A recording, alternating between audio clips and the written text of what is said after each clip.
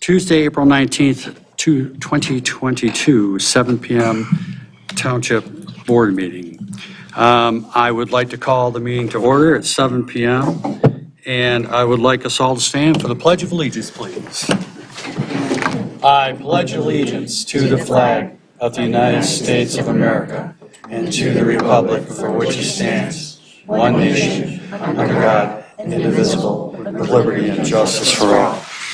Thank you. Mr. Clerk, roll call. Supervisor Kowal. Here.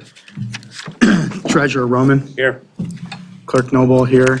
Trustee Ruggles. Here. Trustee Smith. Here. Trustee Voorhees. Present. Trustee Powell. Here. Very good. First of all, I'd like to apologize to all my board members. I have been dealing with an ear infection, and my hearing is kind of iffy, so bear with me if I say what. So a couple of times. So thank you for that. At this time, though, what I'd like to do is I would like to salute a former member of our board who has passed. Carol Burkhart passed last week. She served as our clerk, as a member of our board for many years and was involved in the township. For that, I would like to give her a moment of silence, please.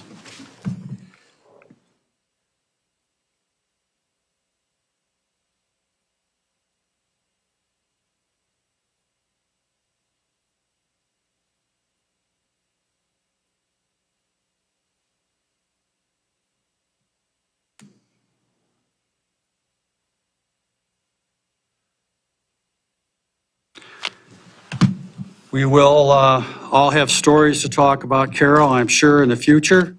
And we will have some, I'm sure, tonight at our trustee comments. What I'm looking to is get an approval of the agenda with the one addition to add item 10L, which is a Four Corners license agreement at the request of the DPS director and the township attorney. Motion to approve the agenda as amended. We have a motion, looking for support? Support. All in favor? Aye. Ayes have it, thank you. Public comment. This time, if you have something that is typically not on the agenda and you have something that you'd like to say, we'd like you to identify yourself. They'll have your 3 minutes to state your business. During the meeting, typically how this board does it is that during the meeting, if there's a certain subject that comes up and someone wants to say something, we recognize it. As long as it's done in an orderly fashion, we're more than happy to recognize you so you can ask a question that of interest that you have on that particular subject matter at that time. So at this time, if anyone has anything they'd like to say, they have 3 minutes to come up to the podium, identify themselves, and we can go from there. Seeing as none, I will close public comment. You almost lost it. Yeah. Another second. Good evening, elected officials. My name is Teresa Renault. I'm with Senator Runstad's office. I'm here to support you this evening. Just check in, see if there's anything that we can do to help you, as well as the community, the residents. So thank you. Thank you. Thank you. You have her information for the record. Can you spell your last name? We emailed that one. Renaud. Thank you. Okay, thank you. No, that's it. Anyone else? Seeing none, closing public comment, going on to consent agenda. Consent agenda is a list of revenue expenses, check disbursements, list of bills, department reports, and treasurer's report also. But you would be a department, so you'd fall into that category, wouldn't you? Yes, sir. Okay. Any questions or comments from the board at this time? Mr. Ruggles. I'd like to make a motion to approve the consent agenda. I have a motion to approve, looking for support. Support. I have motion and support. All in favor? Aye. Aye, the ayes have it. Item 7, approval of the minutes of the regular board meeting of March 15th, 2022. Mr. Powell? I'm sorry. Yes, thank you very much. I move to approve the minutes of the regular board meeting on March 15th. The clerk's office did an excellent job. Okay. If I may, there are still just minor grammatical errors like capitalization and A is missing. So if I submit those to Douglas, none of it changes the intent of the board meeting minutes, but Mr. Clerk Noble, if you'd like me to send that to you, I can. Sure. They're very minor. Yeah. One of the main problems is if you can do it before, that way it gives us some time, we can fix it before the meeting. Yeah, well, instead of belaboring it, we can approve them because they don't change the intent of the meeting minutes. Sure. I'll modify my motion to include the modifications submitted by trustee Smith.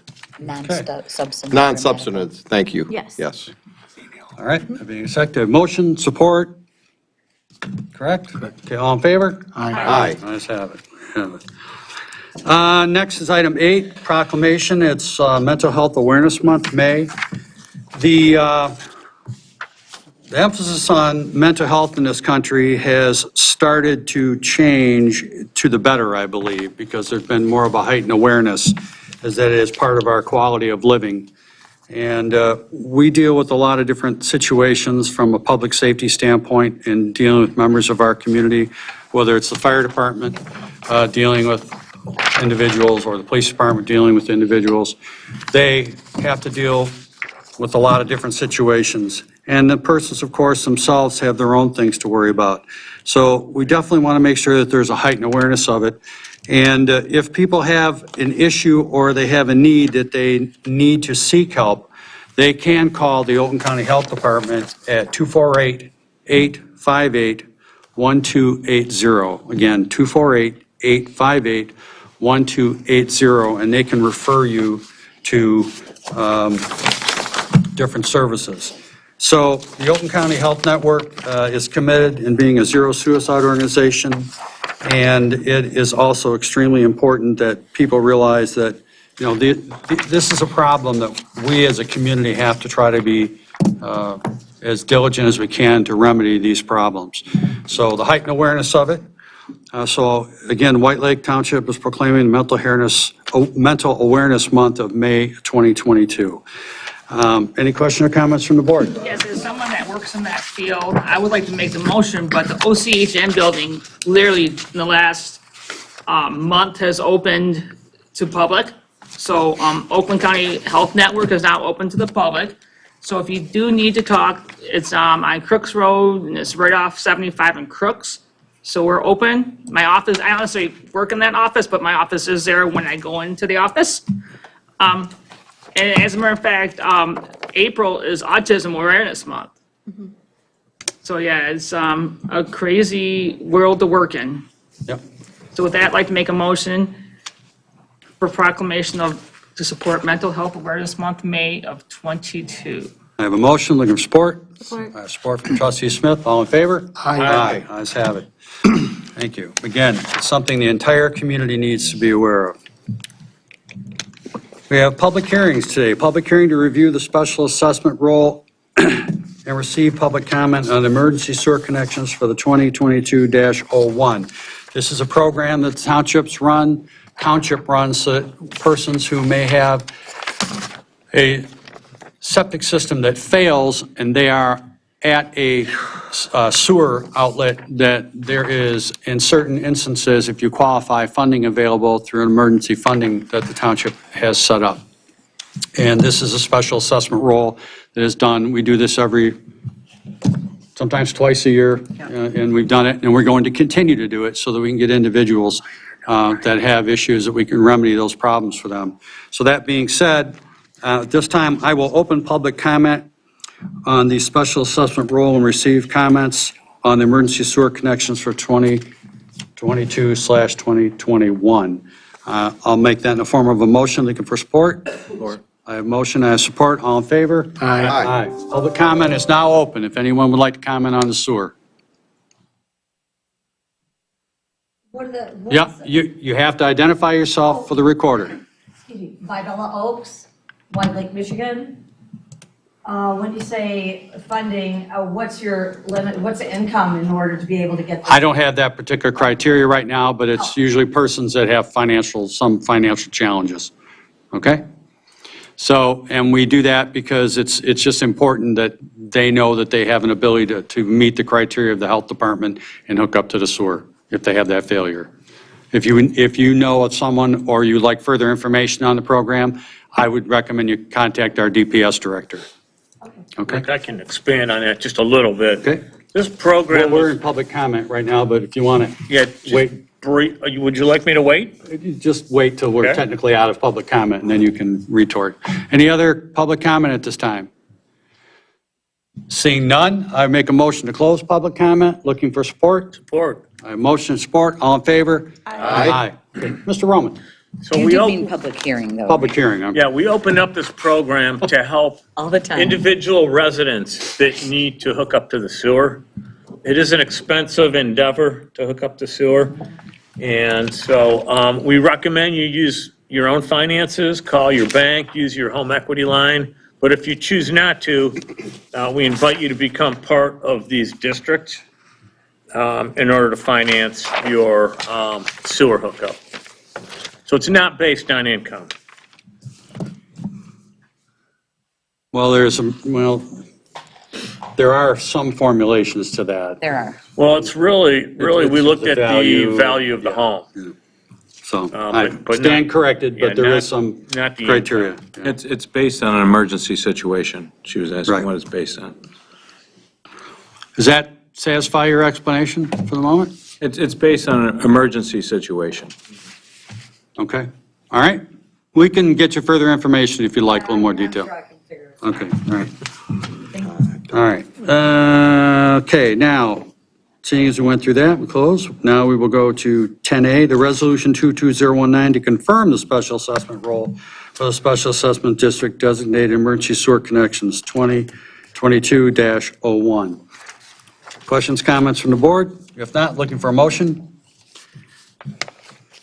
Motion to approve Resolution 22-019, confirming the special assessment role for the emergency sewer connection. I have a motion, looking for support? Support. I have a motion and support, all in favor? Aye. Aye. Ayes have it, thank you. 10B, request to approve traffic enforcement agreement with Cedar Brook Estates Manufactured Home Community. This is being added to our Chapter 36 Vehicle Code, correct? Yeah, there are two items on the agenda. The Correct. first is the agreement, Correct. and then it's an amendment to the traffic code. Correct. So the first is the agreement, and of course, what this means that now that within Cedar Brook, we, or the police department, Chief Dan Keller and his group have the ability to write citations, traffic citations, by agreement. It is private property, and therefore, we had limits unless we have an agreement. We now have an agreement, and therefore, that's what this is structured about, at their request, okay? So they came to us. Any comments, questions from the board on this particular item? What kind of citations for the audience? Well, any vehicle citations, period. Double park? Speeding, Okay, anything else? running over small children, things like that, okay? What would happen previously? You couldn't go on there because it's private property. So only crimes such as drunk driving or suspended, which is accessible to the general public, they can enforce. Now they can enforce stop signs, speeding on those private roads. I had Correct, no Lisa? idea they couldn't. Yep, that's correct. They comply with all Michigan statute law, the traffic code. So you're just adopting the Michigan traffic code. Okay. What about in the other communities similar as this? Do we have agreements with them, or? Well, we'll get to that in the next part, but your answer is yes, some of them we do. And if you look at the next section, you'll see that by us accepting this particular agreement, and then now the next item will be amending our ordinance to include this agreement amongst the others, okay? So we have, They initiated it with us. correct. Where were we? I was putting it out there for a motion. Motion to approve the agreement with Cedar Brook Estates. Okay, support. I have motion, I have support, all in favor? Aye. Aye. Item C now is the tool, the request to amend the ordinance in Chapter 36, Traffic and Vehicle, Article 2, Vehicle Codes, which now will add this to as an additional community. Mr. Ruggles, as you were stating, there's like 4 or 5 other communities in there that are, and this will be added to that as this list grows at request, because in the future, as we have other communities that may develop around us that are on a private road, they may want to have us in there. You know, Twin Lakes is one of them, I believe, and there's a few others that are in there too. So any other questions? I have a Yeah, question. There's 7 listed. Mr. Powell? I have a question of our council. We have been trying to eliminate specifics out of our ordinances, so we don't have to change the ordinances. We just change a document that is referred to in the ordinance. Fee ordinances and this. Why is it that we're putting the specific communities in an ordinance instead of referring to an exhibit? I have 2 explanations. First of all, this traffic code ordinance, we generally recommend that the township adopt this once a year. And the reason being, this ordinance adopts the Michigan Vehicle Code, the Motor Carrier Act, the snowmobile laws, the off-road vehicle laws.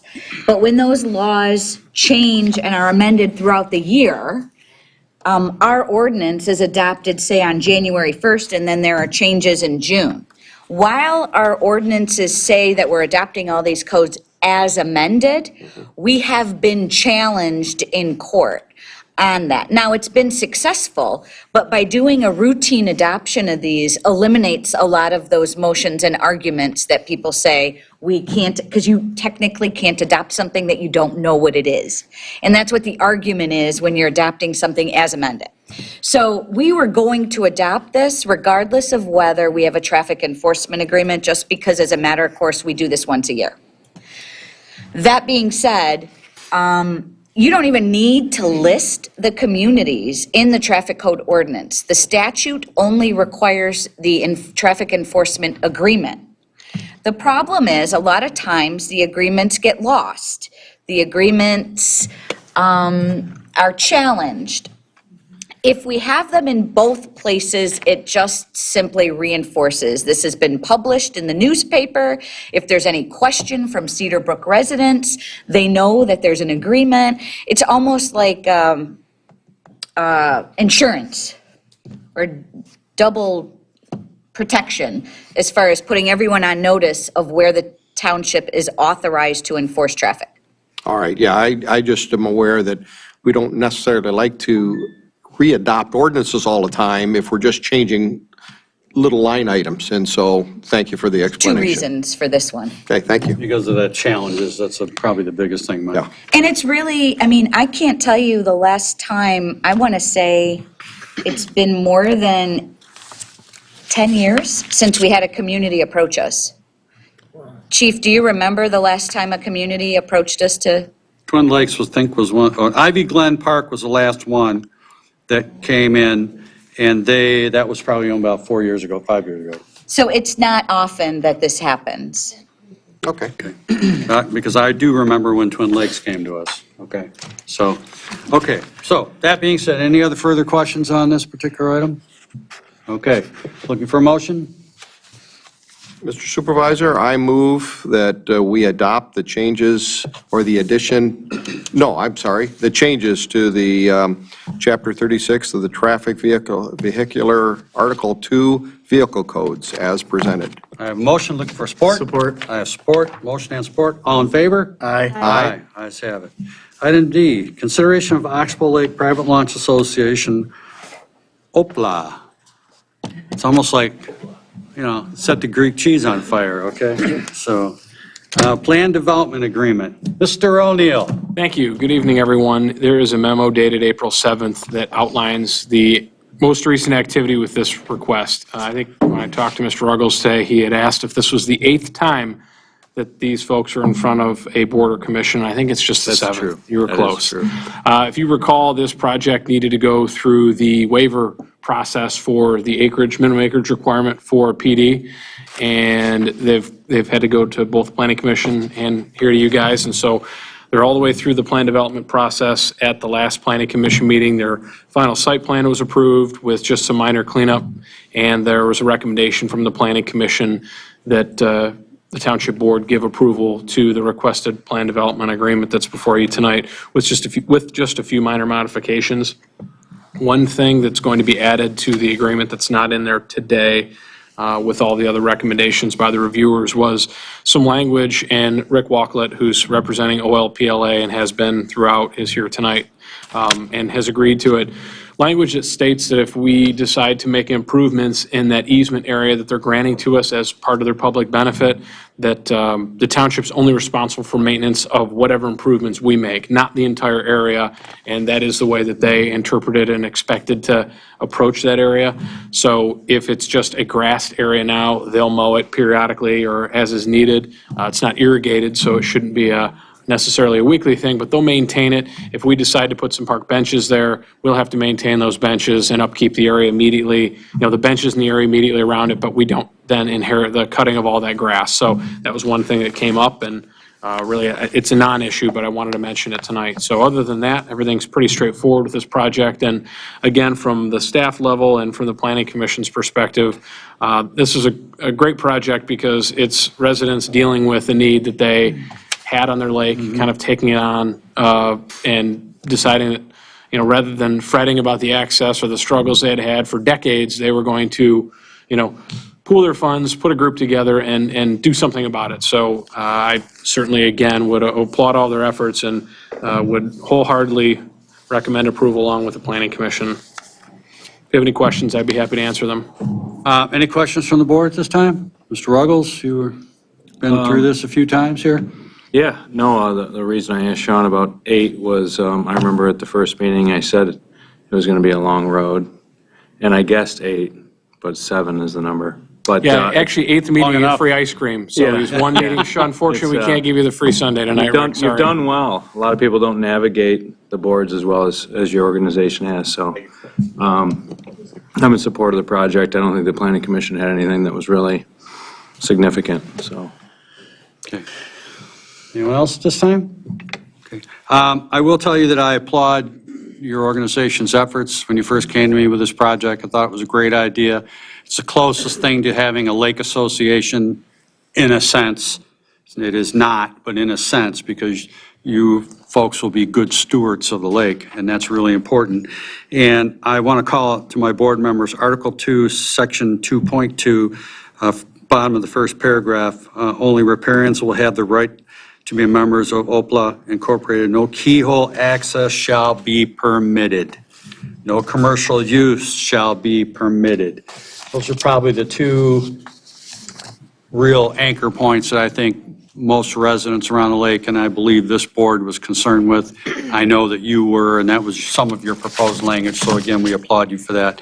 And I certainly appreciate everything you've done, and I noticed there are telephone poles out there, so something's happening. So things are moving in the right direction. So any update?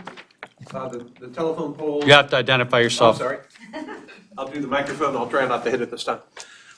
Rick Walklett, 10835 Oxbow Lakeshore Drive. The telephone poles are a project DT initiated on their own.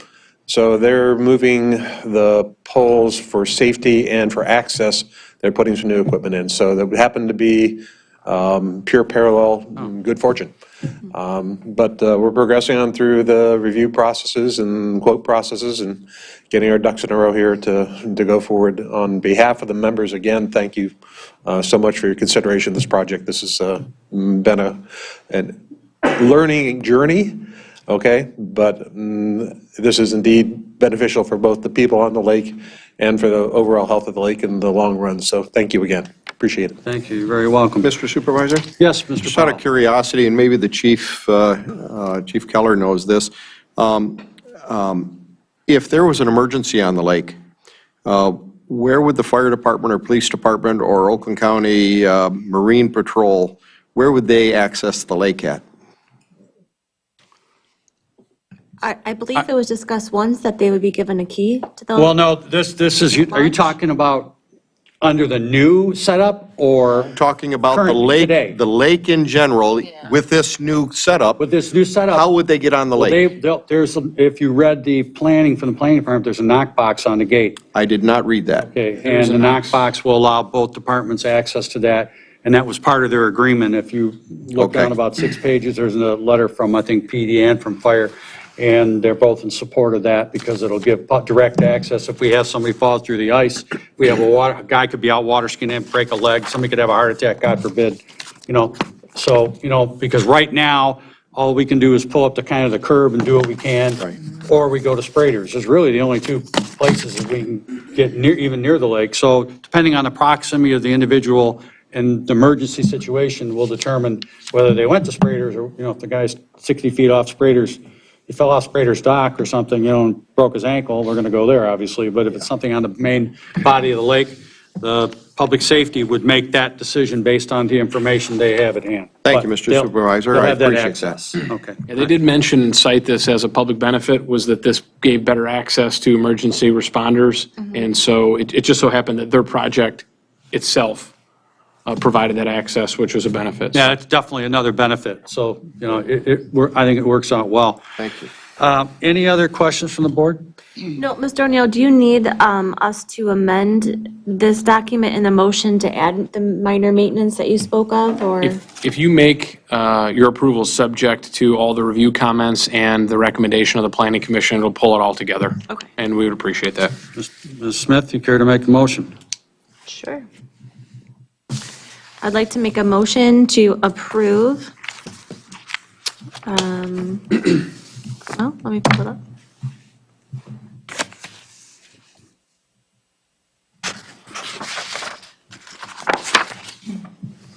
I don't have a resolution, just plan development agreement. Just a plan development Okay. agreement. Make a motion to approve the plan development agreement, Oxbow Lake Private Launch Association, Inc., including comments made tonight at the board to direct community development, to include notations made this evening. That's sufficient. Good? We have a motion, looking for support? Support. We have a motion and support, all in favor? Aye. Aye, ayes have it, another hurdle. Do you need more, Sean? And to be clear, usually you Amend it? recommend that, or make reference to the supervisor and clerk signing the document. It's just sort of We'll goes amend with my it. motion to include Supervisor Kowal and Clerk Noble to sign any necessary documents. Thank I'll you. amend my support. All in favor? Aye. Aye. Opposed? No ice cream cone. Okay. Okay. Thank you. Thank you. Item E, request to amend an ordinance chapter 18 Article Fire Code. Chief?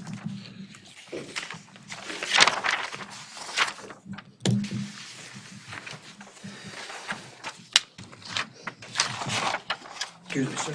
Yes, sir. Thank you, Mr. Supervisor. Good evening, board members. Good evening. I'm a little hoarse. I'm going through a sinus infection right now, so. What you have before you is amendment for section 113 fee, it's the fee section to the International Fire Code in our fire prevention ordinance. This amendment really consists of the addition of section 113.11, which is the request for non-emergency assistance. It would give us the right to collect a reasonable fee if we would deem that necessary. What happens a lot of the times, and this really just applies to commercial businesses, it doesn't apply to a private residence. So if we have a commercial facility that has paid staff, and that staff is there, there's a reasonable expectation that staff would act if somebody were to fall and they were not injured, they just really couldn't move themselves from that position, the staff would be able to assist them in that. What's happened in the past is this, and really the staff calls us to do it, and a lot of times they just stand by and watch us do it. So we can't be part of a commercial, we can't be part of their business plan, and that's what happens a lot of the time. So really, it's not fair to put that on the taxpayers of White Lake when it's a business. They're already collecting the money for the staff to be there, so they figure, you know what the heck, the fire department's a free service, we'll just call them. It doesn't say that I will always charge them. It says that we'll evaluate every situation, look at it, and if it's appropriate, we'll charge them. And that's what this amendment is. I applaud you for bringing this to the board. I know that there are other communities that have enacted such policies simply because the fire department shouldn't be part of their business plan. Okay, and for us to go there, and when people really seriously need aid, that's one thing, but if it's services that these businesses are supposed to be providing or should be providing, it should be their responsibility. I know there are exceptions to every rule, but at least having the ability to have this in the ordinance so that we have that tool in the box, so to speak, I think it's a good idea. So Agreed. I think it's great. I'm glad you came forward with it. Question, comments from the board? I have a question. Mr. Royals? Is there, is there something that prevents you from doing this now? Yeah, I've been in contact with Lisa on this, and it's not part of our fee ordinance right now with our fire prevention. I can collect restitution for different aspects, but nothing like this. Am I saying that right, Lisa? Yes. I'm trying to remember off the top of my head. I know car accidents, alcohol involvement. I can tell you right now, we can charge restitution for like reckless behavior. We get with cost recovery for somebody creates a really hazardous situation. We can charge for arson. We can charge for our special response unit within the county, which could be a hazardous materials call, and I can charge the utility companies if we have to provide manpower for their problem. So that's what we have in our ordinance right now. So this kind of covers that spot. Trustee Smith? Thank you, Mr. Supervisor. Chief Holland and I had a detailed discussion about this today, and there's a couple comments that I just want to address my fellow colleagues with that questions I had and that we discussed. This is first reading, so I did ask Chief to perhaps bring us back, if possible, some numbers of how often this is actually happening before second reading. Is this, once a month occurrence? Is this a several day occurrence? I would just personally like to know how often this is happening before second reading. So he's gonna look into that for us. And then I also would like him to go to corporate and ask them to provide adequate equipment in these facilities. They need to have hoist lifts, belts, where they are properly transporting and lifting the residents appropriately. Because, as you know, if you aren't properly trained or you don't have the equipment to lift, you can injure or harm someone further lifting them incorrectly. So I did say it's kind of a strange compliment that they're calling the fire department because they are so skilled and they are so trusted in our community that they are calling them for their expertise. But if he can go to their corporate and ask them to make sure, and he himself offered that he would go into the buildings himself and look to see what kind of equipment they have and make sure they do have sufficient equipment to properly lift to relieve our fire department from doing so. And then my concern to him just was a heartfelt concern that I do want our residents, even though they're in a facility, to be lifted properly and not have further harm. I feel like that's a moral obligation.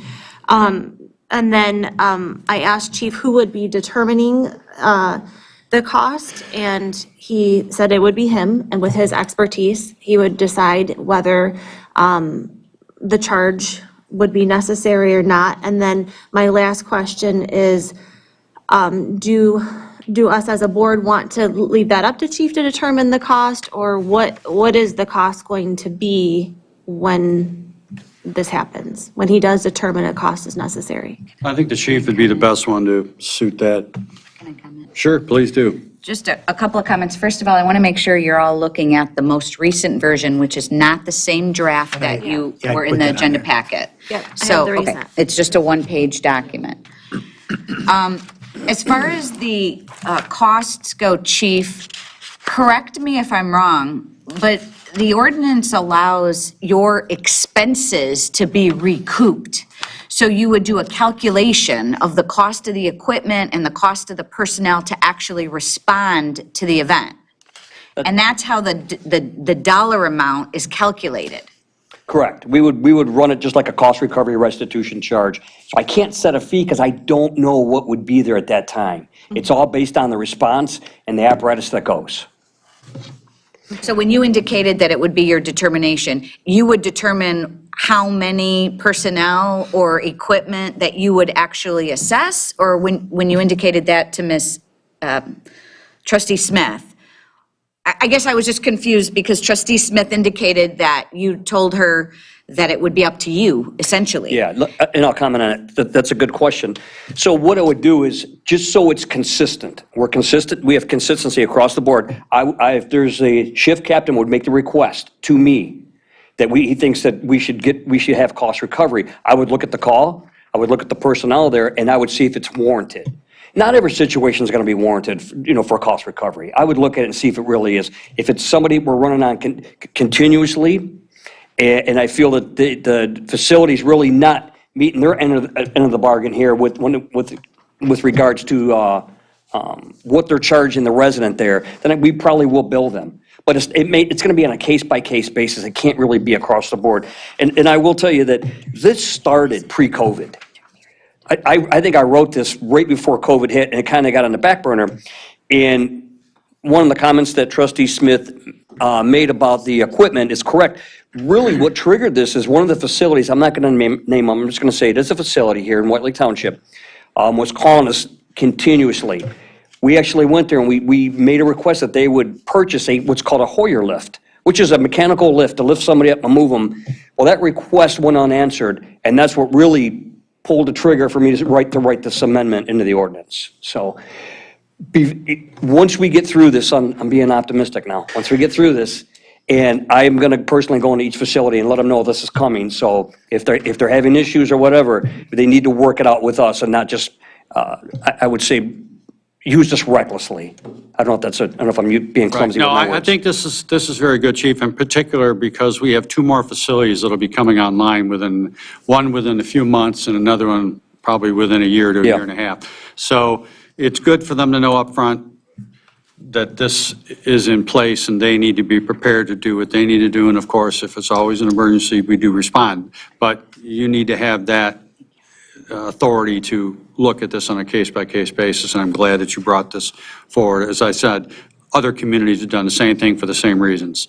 And I think it's a good way to go. Any other further comments? Mr. Roman? Yeah, Chief, in order that we don't randomly charge this kind of a fee to different entities, would it be possible for you to recommend what you consider abuse is as far as the number of runs that you make, say, per week or per month or per year? What, in your mind, would be abusive? I think really, I don't know if abusive would be a proper word, or more just reckless use of the fire department, because it takes our resources out of that station. Correct. And we're really there for emergency calls. And once we're engaged in that call, we're not leaving. So if we arrive there. So when I say on a case by case, Mr. Roman, what I mean is if we're going there and it's 3 o'clock in the morning and our staff rolls up and they have a facility full of staff there and they watch us perform this, to me, that's abusive.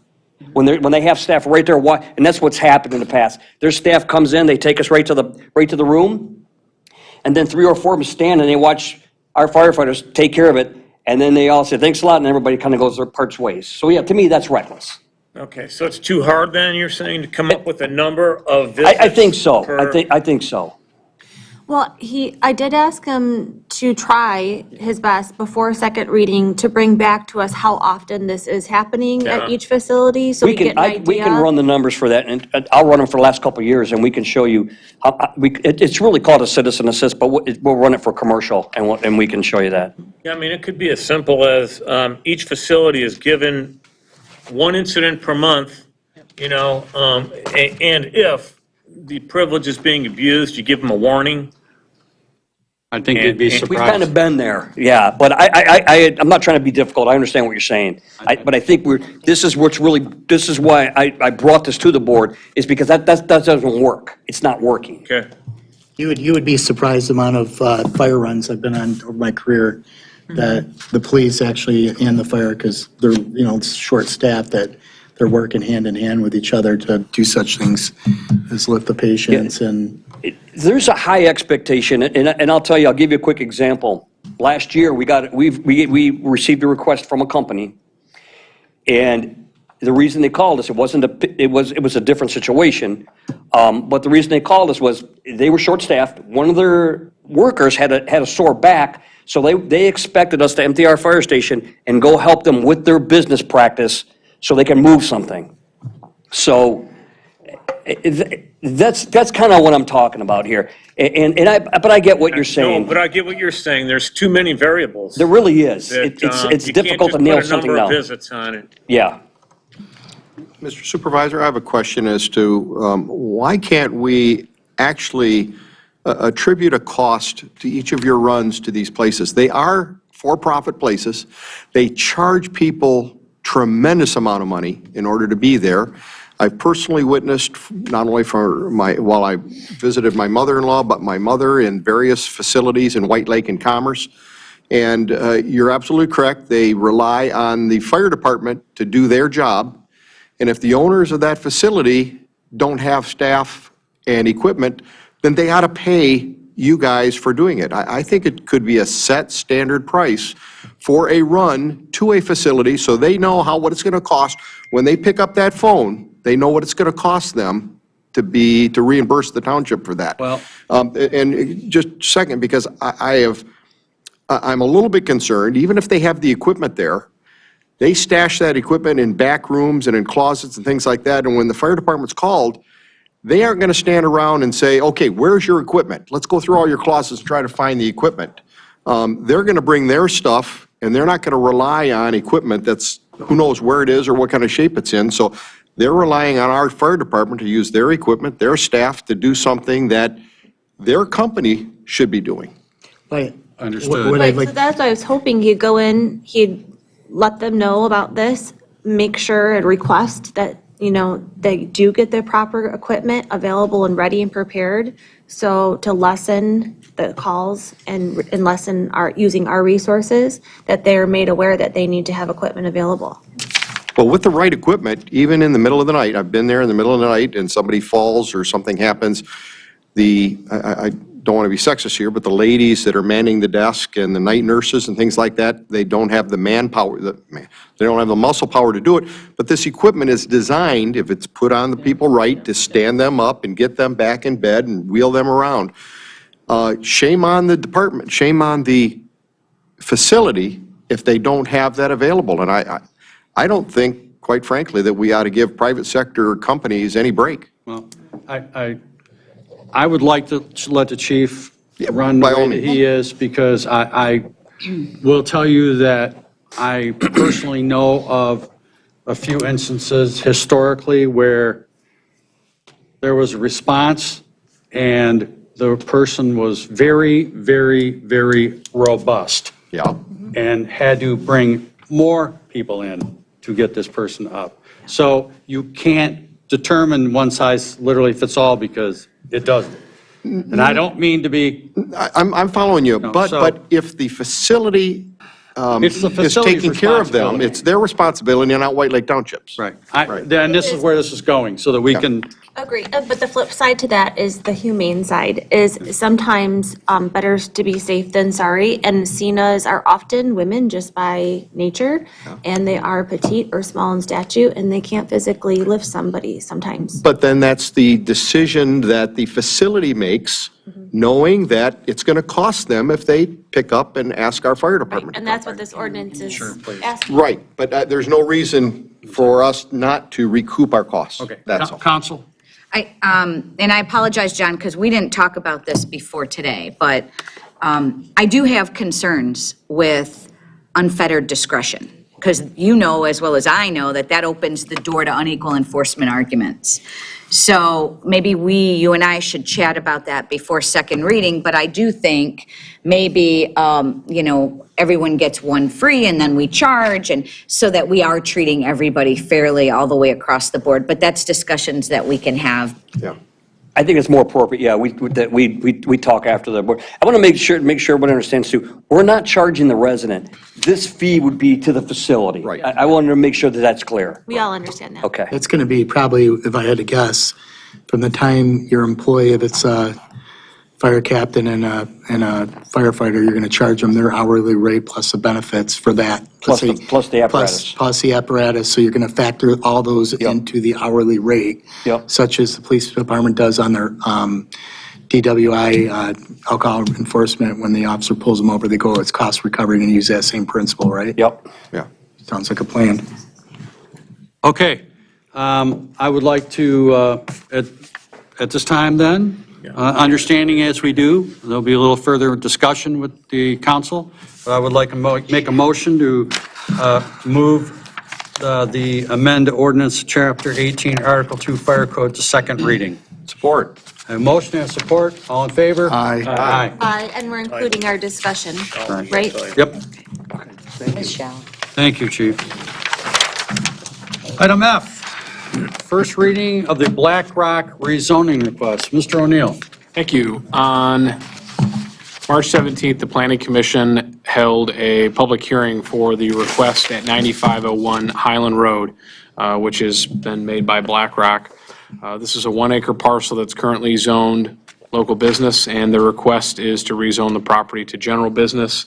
The findings in the review were that the future land use map designation for the site is planned business, which is consistent with the proposed general business district.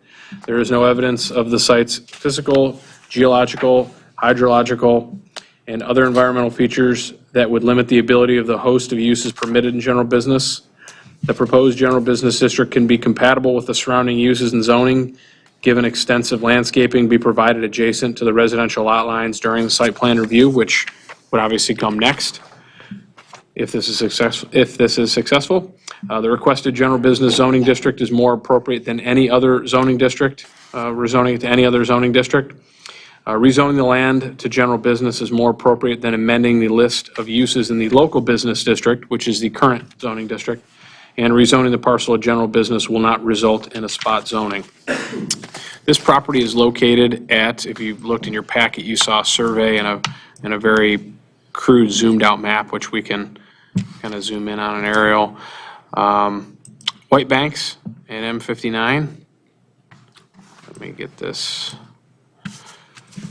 So lots, as you can see here on the TVs, lots 8, 9, and 10 are comprised of the corner property at the southeast corner of White Banks and 59. Those are already zoned general business. The property in question today, which was purchased by the owner of Blackrock, is this 1-acre parcel that's very narrow. There was a little bit of concern about eventual buffering of the neighbors. The neighbors were here. I see one of the neighbors here tonight. And obviously consideration will have to be given to the significant buffering requirements if a plan is to move forward on this property, because it is odd. It's a narrow parcel that goes all the way back almost to Ox Hill Drive, which is in the neighborhood. Let me zoom here. Oop.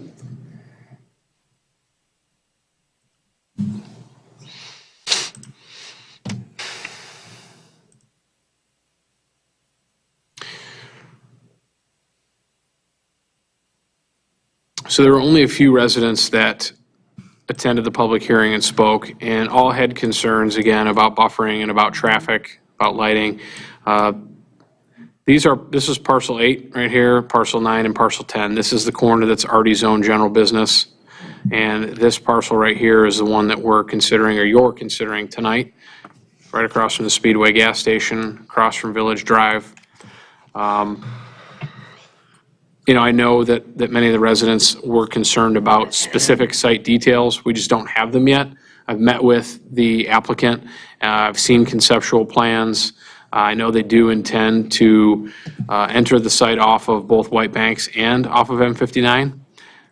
There'll be a traffic study at the time that they apply to make a determination as to, and I think MDOT may want one as well, to what traffic improvements may be necessary.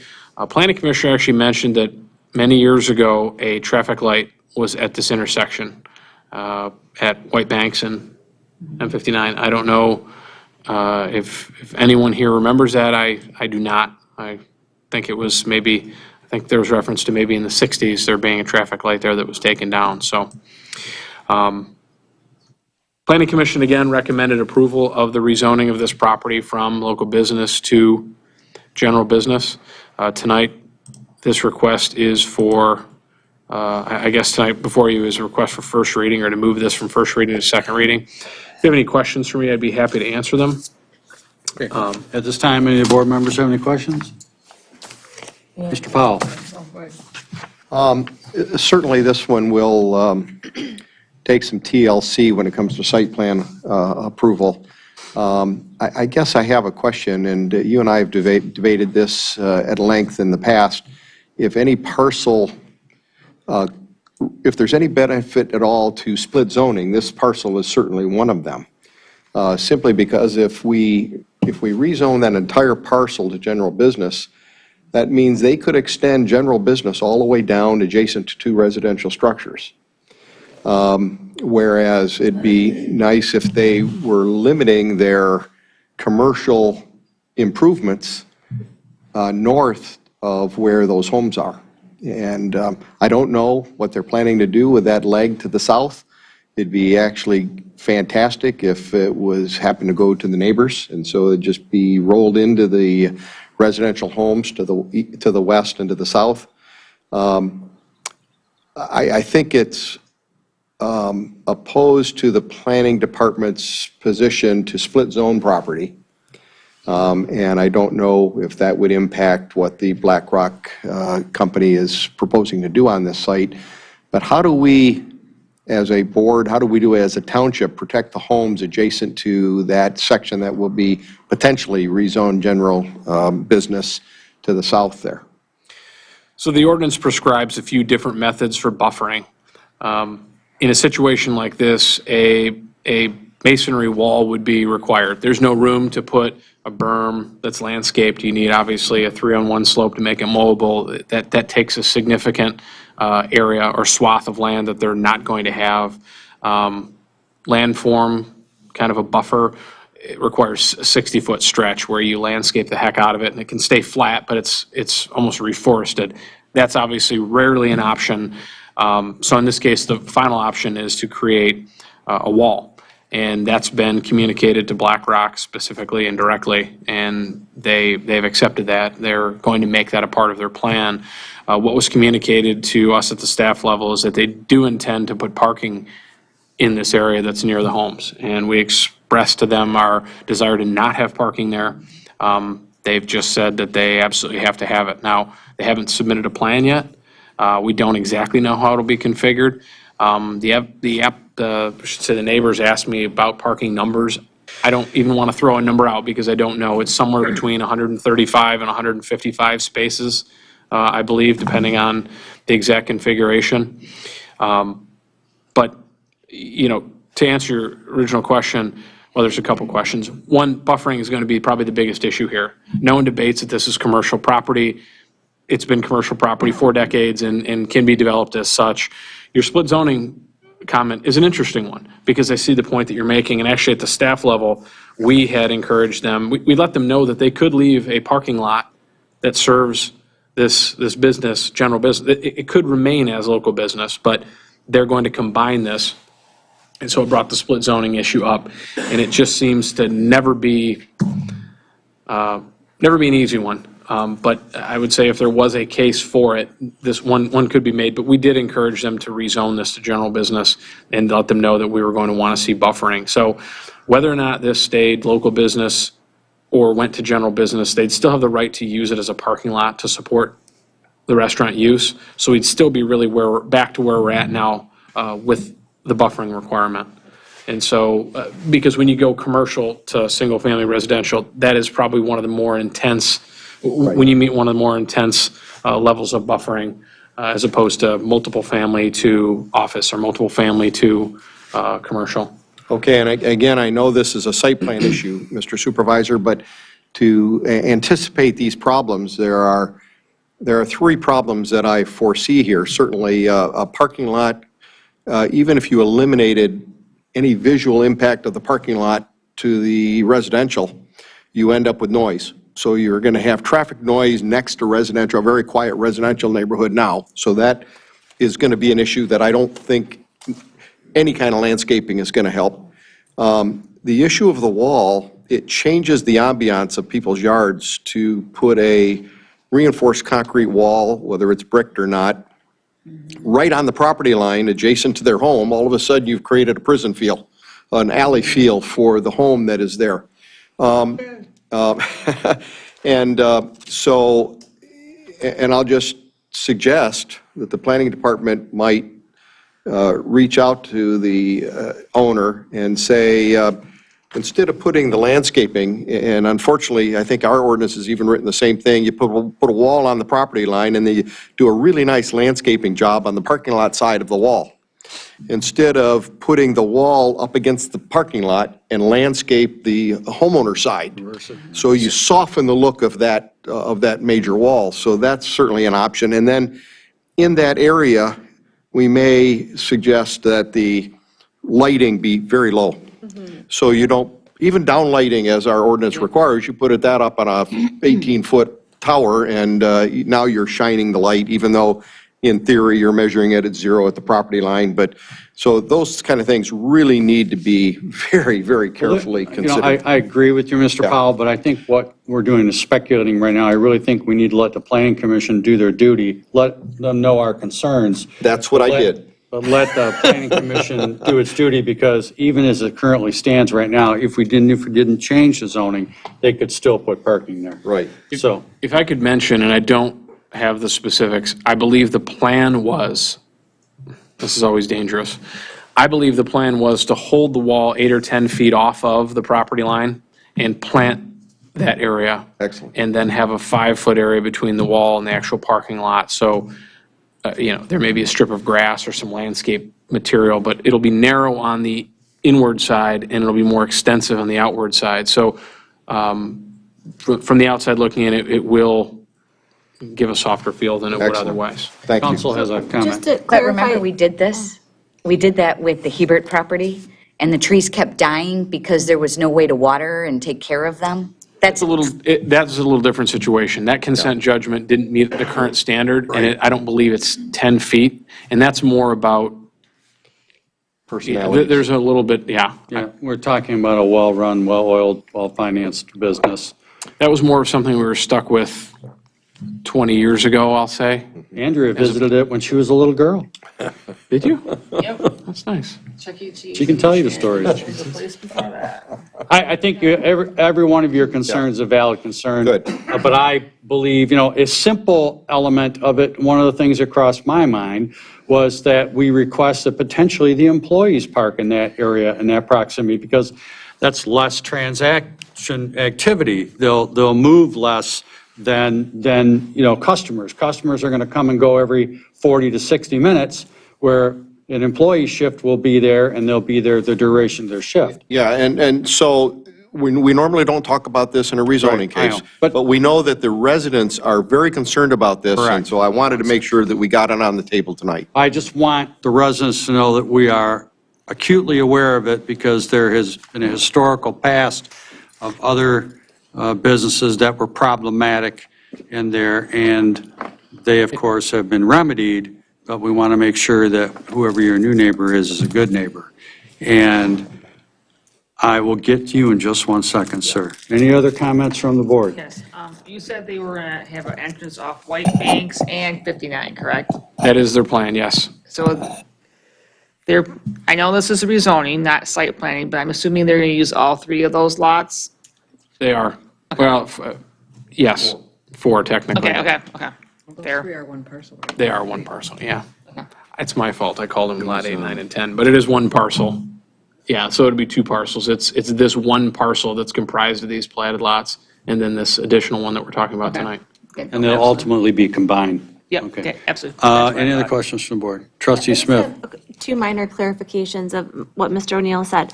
So just for speaking the same lingo, when you're saying the outside, you're meaning the neighbor side would be landscaped, right? That side, okay.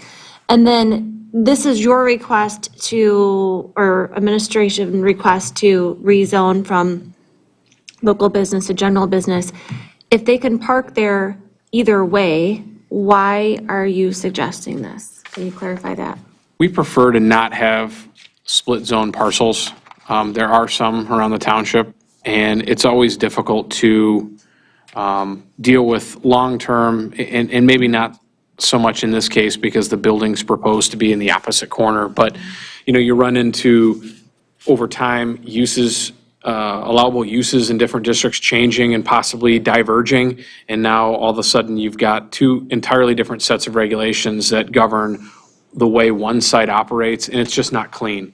So we always prefer to have uniform zoning on a parcel. So that's why we said to them, look, you want to move ahead, and you want to buy this property, we'd like to ask that you try to rezone it so it's all one, unified zoning district. And so, because you will be combining them into one parcel, that will be a requirement. So Right. you'll have one parcel with just this odd. So is there any other major change that we should be aware of once this is rezoned into one? Anything else that it is majorly affected? You mean from a land use perspective? So there are a whole host of uses that general business allows that local business does not. Many of them are more intense, like a Anything like drive. particular to this project that would be significantly different? No, and if say this all falls apart and they don't ever move ahead, 1 acre, it's a 1 acre parcel, but it's very narrow. It's almost unusable commercially by itself. I mean, I can't say it's unusable, but it's going to be very limited if it's not combined with the property to the west because of its, 1 acre is not a small parcel. However, when it's 88 so feet narrow, wide, yeah. it's very limiting. Difficult at best to develop. Absolutely. And so my thought is that, the ownership is unified. It's just unifying the zoning. And then I believe when they make application, the plan is at that time to file a simple combination with the assessing office and have that. Simplifies it all? Correct. Got it. Okay. Thank you. One last point. I want to thank Blackrock for even considering White Lake. I think the residents of White Lake Township are going to greatly reward them. Yes, we're very Mr. excited Roman? at the restaurant. Well, I was going to say what Mr. Powell just said. Sorry about that. But I will also add, I believe, Sean, that this lot, the corner lot, is the lot that has sewer taps already paid. I believe so. The Yeah. biggest impediment we have here in White Lake to opening restaurants are the cost to hook up to sewer. This area, these lots, don't have that concern because those tap fees were already paid for. So although I understand your concerns, you are living next to lots that are zone business. And this is a rare opportunity we have, so I would hate to see this opportunity die. White Lake needs sit-down restaurants. How wonderful would it be to have a steakhouse here in White Lake? Just a little provision, just to touch on what the tap fees are going to be based upon the expected water use, not necessarily that there's a tap there. So there still may be fees required, but not full payment. So I wanted to make sure we had that. That parcel has like 8 or 9 RUs. Right. Paid for. I think it's more like 16, but whatever it is, That's what it's a a restaurant would huge be. help. Yes, it would As be. excited we all are to have a Yes. restaurant, we are, and we are always asked by residents to have a restaurant. yes. The board is very conscientious that this is butting up to neighbors in a neighborhood, so I would like to hear from any public. We're going to. Mr. Ruggles? Yeah. Sean, I guess I wasn't aware that you could actually combine parcels that have set different zonings. Does that happen? So you were talking about he could combine general business and local business? It can happen. We usually don't, I don't think you have a restriction against that, do you? From a Land Division Act, we just really prefer that it all be uniform or unified. I'm in agreement with your recommendation to rezone it to general business, so it is the same. I just, the idea of combining different zonings sounds odd to me. Doesn't sound like something that would. It's not against the zoning act, so. Seems like something we would not want to do, but. We do not. Correct. Well, we do have parcels out there that have multiple zonings. We do, including the Hebert property. We just don't want more of them, right? Right. So, at the planning commission, there were a number of residents who spoke, and a lot of them addressed some things that probably aren't specific to a zoning request, but spoke about traffic being a serious issue, especially in this area. And that's how the discussion about the traffic light came up. So Mary Carlock, somehow she remembers a traffic light being Her there. grandmother told her about it, Scott. She was You're there not before supposed to any of mention us, so she knows. But, so there's been a number of accidents. It's a very dangerous intersection, and a lot of residents had concerns about it, so that'll be something that this board and the planning commission will have to talk about going forward. Well, we are going to address it, I'm sure, but we are limited because that is a DOT road, and those decisions will ultimately be made by the state of Michigan. So, I just okay. wanted to make the township board No, aware. we're definitely aware of it. Okay, I'm now going to turn this over to any of the residents that would like to speak on this matter. You will have 3 minutes to state your name and address for the record, and tell us your story. Y'all know me. I'm John Hunt. Y'all know where I live. I'll be up 871 Ox Hill Drive. I'm the corner lot. I'll be surrounded by the brick wall. We'll start and go on two sides of me. The one side that they want to make a parking lot, that's a great idea. We'll have your employees park there. That way they can come in 2 hours before the restaurant opens at like 9 in the morning. My dog can start parking. And then they can leave 2 hours after the restaurant closes so they can clean up. So that way my dog won't quit barking around 3 in the morning. Those lights, if you put lights up, how low are you going to put them? You're going to have it low enough for a car to drive underneath them, right? Now, to Mr. Powell's point. Yeah. The drop from my property to that property is 4 or 5 feet in certain areas. So you can put the light right next to my bedroom window. Will that work real? And I don't mean to be a smart aleck, but you all, Richard, everybody here knows the hell that I've lived in that house. When I bought the house, Mike was just talking about the sewers. Mike, I paid for those sewers. I paid $13,000 extra to have those sewers. That was the first sewer system in White Lake Township. We owned our own. There were 76 homes that we owned our own. We put those sewers in. When the sewer finally came through and you decided to close, or the county, I guess, or the state, whoever decides to close up our sewer system, worked wonderfully. Never pollute. We had the cleanest water around. I paid for it again. It was a special assessment. They tore up my driveway and put another tap in. So, Mike, if you want to thank somebody for the taps for that sewer, it's me. I paid for it out of my own pocket. So there's a little concessions here you have to look at. There's a little history. The street light went away when they made 4-lane highway there. 59, when I bought the house, was only 2 lanes. Lot number 8 up there in the field, that was a special easement that was going to be an easement to remain an easement just like Speedway. That was the intent of when you subdivide it and you let Jack White subdivide the land when he bought it from Gerald Howard. Now, Gerald's son owned the house that Stan just sold to the restaurant. Mm-hmm. And as long as Stan owned it for all those years, we just assumed that it would be a residential area. I did not know that the property beside me was zoned commercial. I knew that Stan's house was up front, and I don't have any problem, and nobody in the subdivision has any problem with them developing even 8, whatever, and go right over to Brendel's property there. Nobody has a problem with that. What we do have a problem with is that backyard that's lowland, that's going to flood, that they're going to have to build back. I don't even know how they're going to. You're talking about barriers and all this stuff. I guess I've been down the road with the township before. Are you going to give me another 50 years of hell? That's my question. I put up with Brendel's crap for 30 years. Literally. Mm-hmm. Yeah. And that's literally. Mr. Hunt, I have a question. Were you there when the diner was there before? Oh, of course I was there.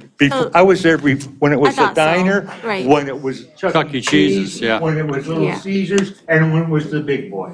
So I saw all those restaurants go broke. So perhaps you can be instrumental in suggesting, how lights can work there because you have lived next to or behind the restaurant before with the planning commission. Most of the houses, the 3 houses that are the closest to the property, that butt up to it, we have a long enough yard that if you put parking lot behind there on lot 8 and those other 3 lots, we'll live with it. We've lived with it before, we'll live with it again. But to surround my house with the lights? My God, Liz, would you like that around your house? No, I wouldn't, sir, On two and- sides, I mean, they have more property, they have the max, 60% of my property line is surrounded by them. 60%. That's a So- whole lot. I mean, I over half. don't think this board intends to do, we don't have a site plan yet. I We're just know, at the I know. rezoning. So But let's when start. we get there, we'll let's- definitely talk Let's about start it. here, just exactly what Michael suggested. Give Okay. them the zoning. Yeah, I understand they need you want to have the zoning together, that way they can have their It can be alcohol. regulated better that way. Yeah. You know, and it makes more sense. Saw it off, give No. the front, the back. We offered to buy it from them, they don't want to talk about us buying it. This is really emotional for a lot of my neighbors. So they elected me to come rather than have 40 of us here like the last planning commission. If you want to shoot the dog and pony show, let me know, I'll bring it. Yeah, I can assure you that the township is going to look at this with a very close eye, and I guarantee you that I will, okay? I know, but did I or did I not tell you that would be remedied? Yeah, but, Did it not happen? but Okay. I'm going to be dead in 30 years. I Nah, will be. I'm you won't be 73 dead. years old. I'm not going to live to 103. Yeah, you will. With your spunk, you'll be fine. But I understand your concerns, and we understand the concerns for the neighborhood, and it is important to us, and we're not just saying that, it is. And I know it's going, when we get done with here in a minute, I don't mean to hold everybody up, but, the next thing is the new car wash, that's going to go in there. Yes. And sooner or later, somebody's going to buy Brentals. I mean, I don't know who's going to put up with the crap that's in the ground, but that's their problem, and it's everybody's problem, but sooner or later, that's going to get developed. And nobody's going to have a real problem with that if you can just keep it on 59. It doesn't belong, that restaurant parking lot does not belong in our subdivision. And that's the bottom line. Call it right, wrong, or indifferent. Mr. O'Neill is very particular, and, Everybody's real particular. well, I've been, yeah. if you let them put a brick in there, I'm screwed. Yeah, I invite you to be part of the process. Well, you don't have any choice. Yeah, there you go. I will be there. But your input from your neighbors and your group is very important, okay? John, we appreciate you coming No, back. thank you. and- We do honestly understand, and we're just not to that process yet. We're just to zoning. There- When we there- get there, we're gonna. Yeah, unfortunately, throughout the township, what happens from time to time is that what I call them the sins of our grandfathers, okay? Things that were done, Yeah. and you're wondering, why in God's green earth was it done that way? And now, today, we are set with the task of trying to untie the square knot that somebody put glue on, I understand. okay? So, Believe me, it's a challenge. This is my home. Mm-hmm. I love White Lake Township. I have moved, my lifetime, I've moved all the way from Cedar Island Lake over to Oxbow. That's only 4 miles. That's my whole life. I've never lived anyplace else. I live in my folks' house, my first house on Farnsworth, this house I built. I've only been there 49 years. I know I'm a green pea. But this is just. Thank you very much. We appreciate it. Thank you, Mr. Hunt. Thank you. Any other questions or comments from the board? We know that this is obviously going to be something as it comes and goes into fruition. It'll be having a watchful eye. And it shall. Yes. That being said, I'm looking for a motion. Mr. Supervisor, I move that we move this rezoning for the Blackrock rezoning request to second reading. I have a motion to move to second reading. Looking for support? I have a question. Question? Sean, is the applicant here tonight? He is. Oh, okay. How are you? Great. Can you step up and say your name, please? Did you get a second for your motion? No, I didn't. We'll do that first. Excuse me, Hold on before one you talk, I'd like to get a second for the motion. I'll second. I have second. Okay. We have motion, second, little discussion. You want me to repeat my name, or are you good? Go ahead, we need your name for the record. Bradley Gasser, representing Blackrock, White Lake.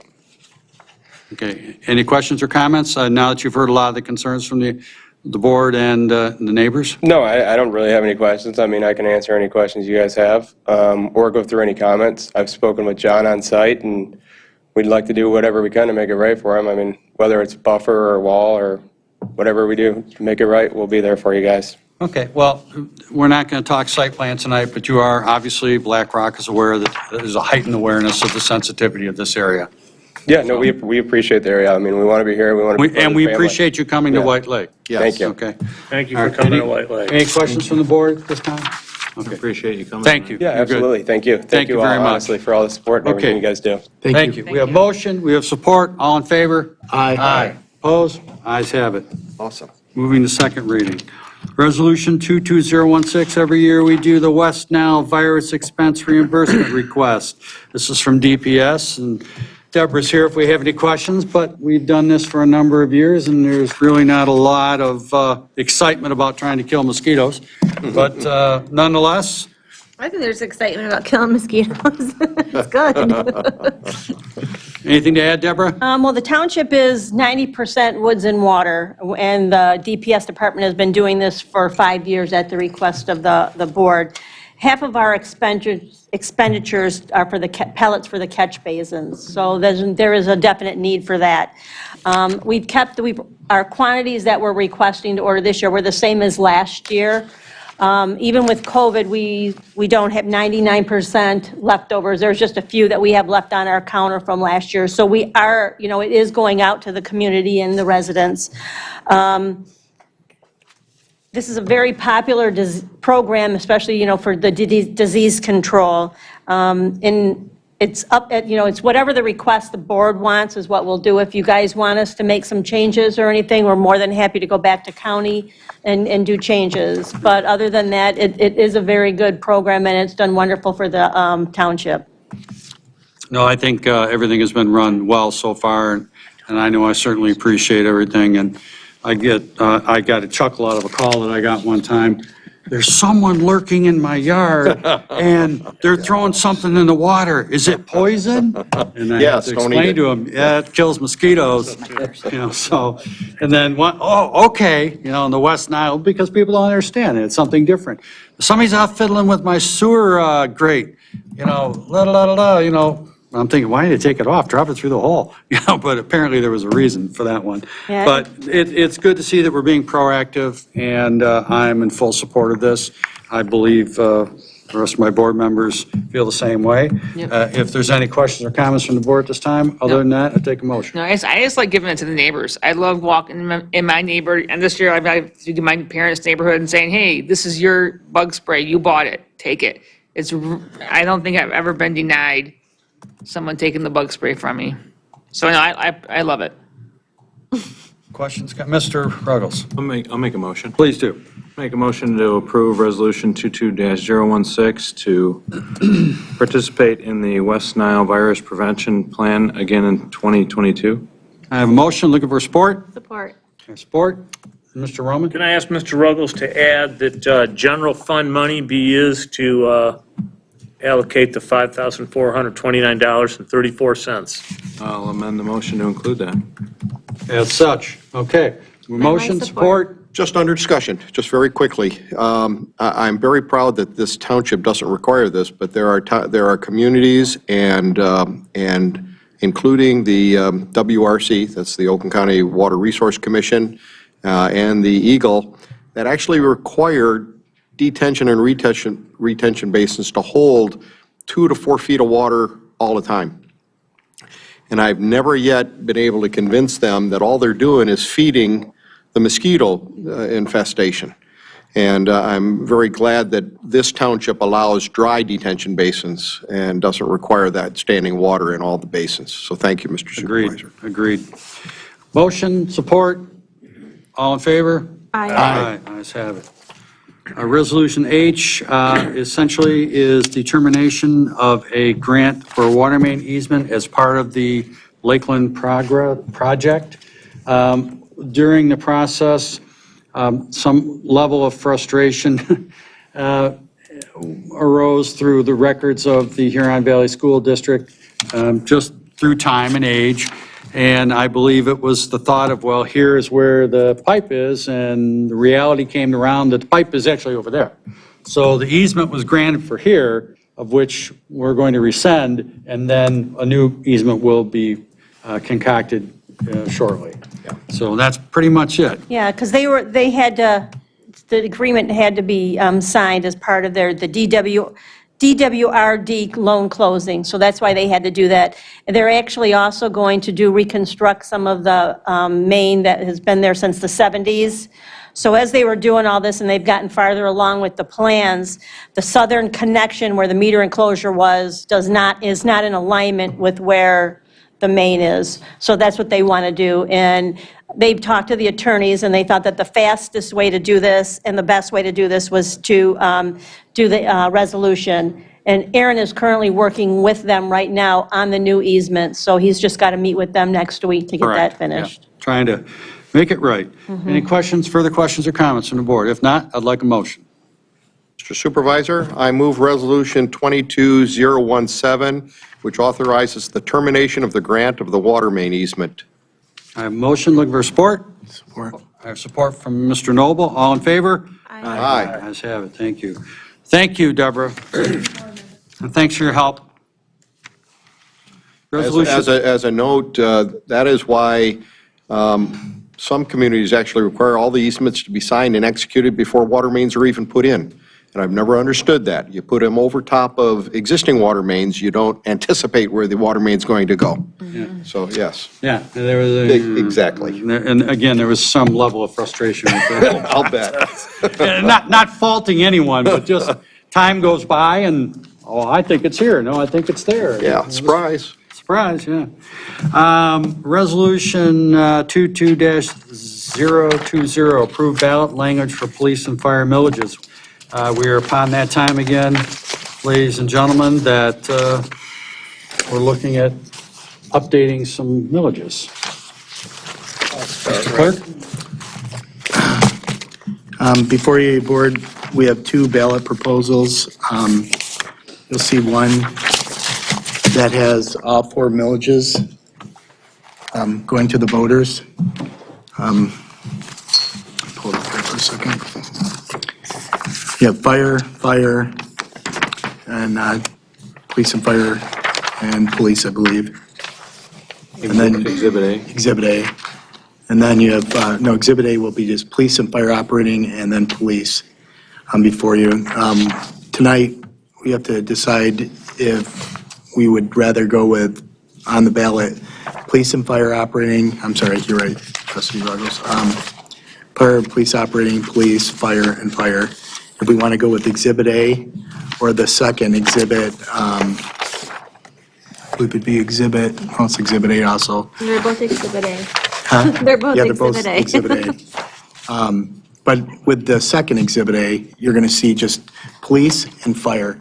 So we combine those four into two, police and fire. So what's more palatable for the voters?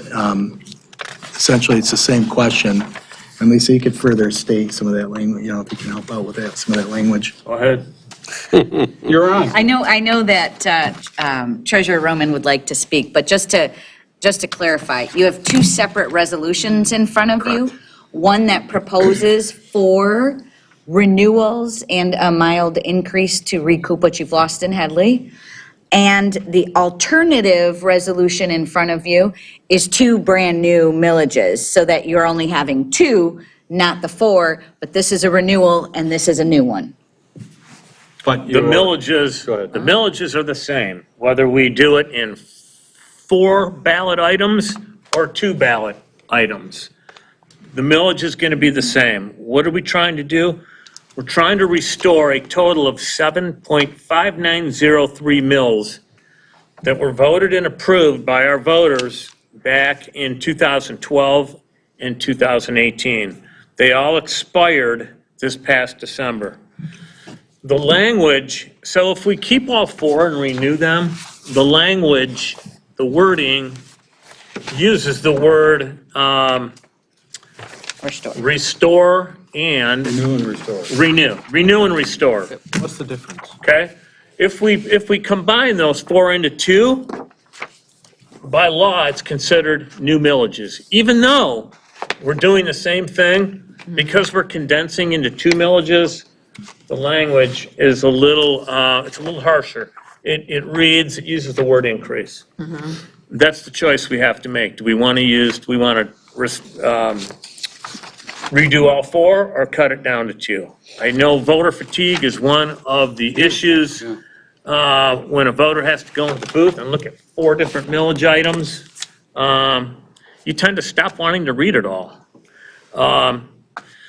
So that's really what's on the table, is four or two, guys. And typically, when you flip the ballot over, you see all these millages, and then you get the library and, everything that comes along with it.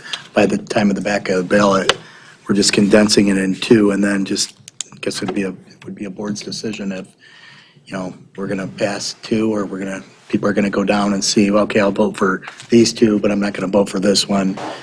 And then we're short we're short money when it comes to funding. Well, and our obligation to educate our residents is huge in this, because the word increase is scary when you bring it down to two, even though it is accomplishing the same things, the four and the two. The two uses the word increase, and the four uses the word renew and restore. So increase, if we bring it down to two, we have to make a very serious commitment to educate the public on what that means. Liz, I think you hit the nail right on the head. The advertising one is done by is it the unions, I believe? There are some groups that have an interest, but it's not the unions. Oh, okay, because I know the township can't. The unions can't either. Oh, the unions can't either, okay. But there are some interest groups, public interest groups. That can educate. That can educate people. Okay, so that is going to be critical, especially if this board decides to cut this down to two millages. Yeah, unfortunately, I'm just gonna be kind of brutally honest here, that this is like almost a double-edged sword. Because when you see four and the back of a ballot, that is gonna seem like too much to residents, and they will pick and choose or say that's excessive. And then literally the other double side of the sword is the word increase in two. Well, this is where we need to use some finesse with the public and educating them. Education's imperative. And so they know what's With going on. either direction, education's imperative. I had a conversation with a resident today about it who came in, and I believe it was Ashley and I earlier, and I asked him his opinion, and he liked the two. No, his opinion was the two, instead of the four. So that was kind of a good insight. Just Well, the thing though, if you walk into the box and there's two on there and it says new, then I assume that Chief's got all the money he's already got and he needs a little more, right? Yeah. And I'm none the wiser for that, but that's what I would assume. And I think there's a lot of people that are gonna go in there and think the same thing. Right. Yep. Just my guess. But if I saw four that were all renew, Yep. Not that either of them are great, but you really have to work hard at educating somebody that that's not the case with having just two on there. No, I like the four, honestly. I mean, because I agree, because even me reading through those, I said the word increase, and that's exactly what my thoughts were, even though I realized that they were combined together. So, and I agree with the voter fatigue, but I prefer the four. Yeah, those two words are tough, new and increase together. there's no doubt about that. That's tough to go for. You would have to Just really, food for thought, though, too. Going with the two, it's a gamble. Because at least with the four, I think you all agree that people might pick and choose, so you'll get some. Yep. Right. Going with the two, it's all or nothing. Yep. but they couldn't operate if one of these fail. I'm just So saying, it's dead. but that's what I'm saying, it's a gamble. Both of them are a gamble. Well, it'd be either way, it would be unsuccessful. Do we have any other third option here? I mean, unfortunately, this has been a very We've been cumbersome- going back and forth and for forth. several months now with Trying the to- Eric McLaughlin, who's Okay, the, well, it's worth the ask because neither one of these are ideal. Well, Chiefs, what do you guys think? Chief Keller? Chief It Holland? looks like you've got an opinion, Dan. Dan, you get to go We're first. going to let you go, Chief Holland. You know what? Can you come up to the mic, sir? Yeah, it's work. I think mean, we both this has to support, be a I team definitely effort. support the idea of restoring, because I'm operating the fire department on an old budget, on an old millage. And trust me, the service every year, the call for service increases. So I'm expected to do more with the same.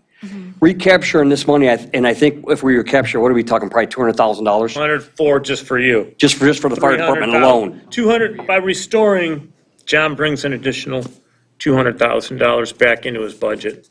And police will bring about 300,000 back. That was all lost year by year because of the Headley. Because of the Headley, yeah. reductions. Yeah, and you're right, it's a gamble. If you're, it's dicey, whatever decision you make. Social media platform is going to be huge when we advertise this to the public and really sell it. I don't understand, one thing, I mean, I don't really do millages, but I don't understand if we're restoring both, the 4 and the 2, aren't they both new then, if we're restoring? Legally, you have to do the Language. language on, right? technically, if you're simply renewing your current millage and only increasing the amount that you lost in the Headley rollback from when that millage, the existing millage was first adopted or passed, it's technically called a renewal. Okay. If you're doing the combination that they're doing, because the language in each of the 4 are slightly varied, they have to be, if you want to combine them to just 2, it has to be considered a new, even though the dollar amount would be the same as if you did it as a renewal. It's just a requirement under the statute that we're stuck with. Yeah, and that's really what's creating this trick bag for us. And I'll tell you, from my perspective, these have to pass, but I want to make it easy on the voter, where they're not picking and choosing which one. I need them all to pass, not picking and choosing which one is going to pass. So that's what, we're gambling a little bit with that, right? And I really rely on the board members to make a good decision with this. I had to throw it in there, right? Yeah, sure you did. I'll let you cover. Dan, thought process? So I fully believe that both the police and fire will pass either one you pick. It's just the language in the 4 is softer, but it also means that there's 4 that they're gonna have to vote on, and voter fatigue is a real thing. Some people say, oh, I'm picking 3 out of the 4. I'm gonna just pick 2 out of the 4. And even if you have the other 2, it could be, well, I'm just picking 1 out of these 2. So we have a strong enough relationship with the community that either will pass. If you're asking which is the more simplistic one, it's the 4. It just is, because it says renew and restore, and people understand what that means. And when you see increase, people say, whoa, why the increase, right? When they're both equally the same thing. But when you look at, as a voter that I am, and I'm a conservative individual, I would rather see restore and renew and restore instead of increase, just because even though it's the same thing, it's more palatable. I do not like either. I don't like leaving things open. If this was a 4-year renewal and not a 10-year renewal, I think I would suggest the 2, just because I wouldn't want to have to deal with this 4 years from now, because eventually this is going to have to get dealt with, right? It may not be, well, I won't be here, and he's a lot older than I am, so he won't be here either. So it's going to be for the next generation of leaders that come through the police and fire department. But if you're asking me what odds are better, I would go with the restore and renew. Okay, thank you. Comments from the board? Mr. Powell? And again, I don't mean to make it more complicated, but if you took the 2 and you combined those and made it a police fire millage for the renewal. Could you word that as a renewal of previously approved if you pull the Headley portion out? So you still have two, but you have a police and fire that you're renewing. The other one is new because it is replacing what was lost. Mike, So it's a police that and would make fire. way too much sense. It would. Okay? So you end up with two, but you have one that says it's a renewal for police and fire. You have the other one that says new and it replaces what was lost. So it's like the Headley rollback. So you're down to two, but now you have a combined police, fire, public safety Well, that millage. was the original intent when there was some conversation, was to go to a single public safety millage. Yeah. The difficulty to all this came once we started to go down the legal verbiage avenue. And that's what threw the wrench in the works. Damn Attorney lawyers. said no. Yeah, The so attorney said no. what you're talking about was what I initially proposed. Okay. It was a single, one time, one shot, gets divided up proportionately for public safety, period, done. Because the voter, goes in and unfortunately, I've know some people that, I voted for this and I voted that down. I'm like, what are you thinking? You're not, okay? These things are critical to our community. We are absolutely blessed Yes, to have our own police department yes, and our own fire department. They're ours. yeah, We're not beholden to an authority. right. We're not beholden to the county. And we have to make sure that people understand that the level of service that they get from the professionals in our community is second to none. Right. Our community outreach programs are the best. Everything that we do, we do, and try to make sure that we keep the public, totally in mind. I mean, how many lockouts did we do last year, Chief? Well, thankfully, they're getting less and less, but they're in the 600s Okay, that we do. all right. And we're not AAA, but we're the White Lake Police Department, Yeah. and we will help you as a resident if you have a problem.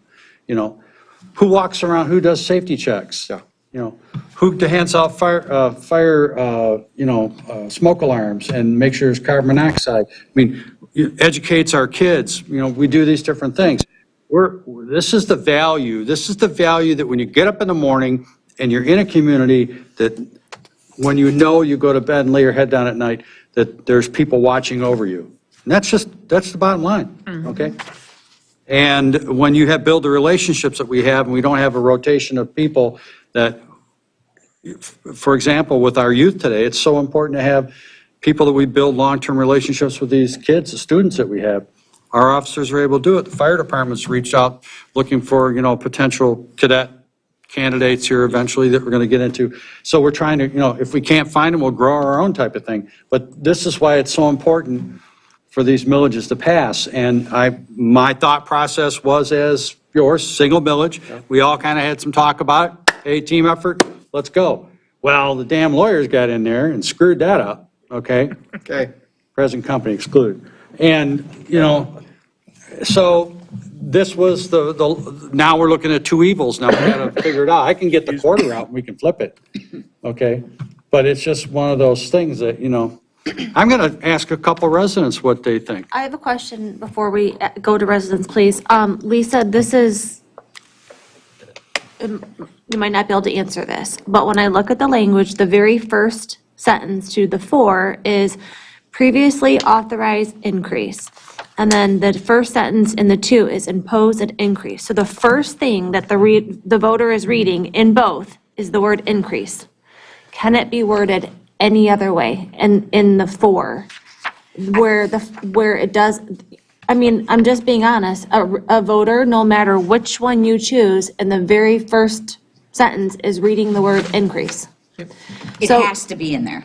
I know it has to be in there, but can it be worded gentler, differently, second line, third line? Honestly, if I could tell you how many hours that Eric McLaughlin, myself, and the 3 in-house officials debated, argued, discussed, we tried And I'm every not- alternative. I want to fairly say, I'm not trying to trick the voter or Thanks, anything Chief. like that, but that is what the very first words say in both options. So they both appear to be increases, And now we all support fire and police, we're all plugged in, many residents are plugged in, but those that aren't plugged in, that could appear to be an increase in both scenarios. So is there any possible Well, there is an way- increase in both scenarios. But is there any, there's no other possible way to word that for without saying authorize increase?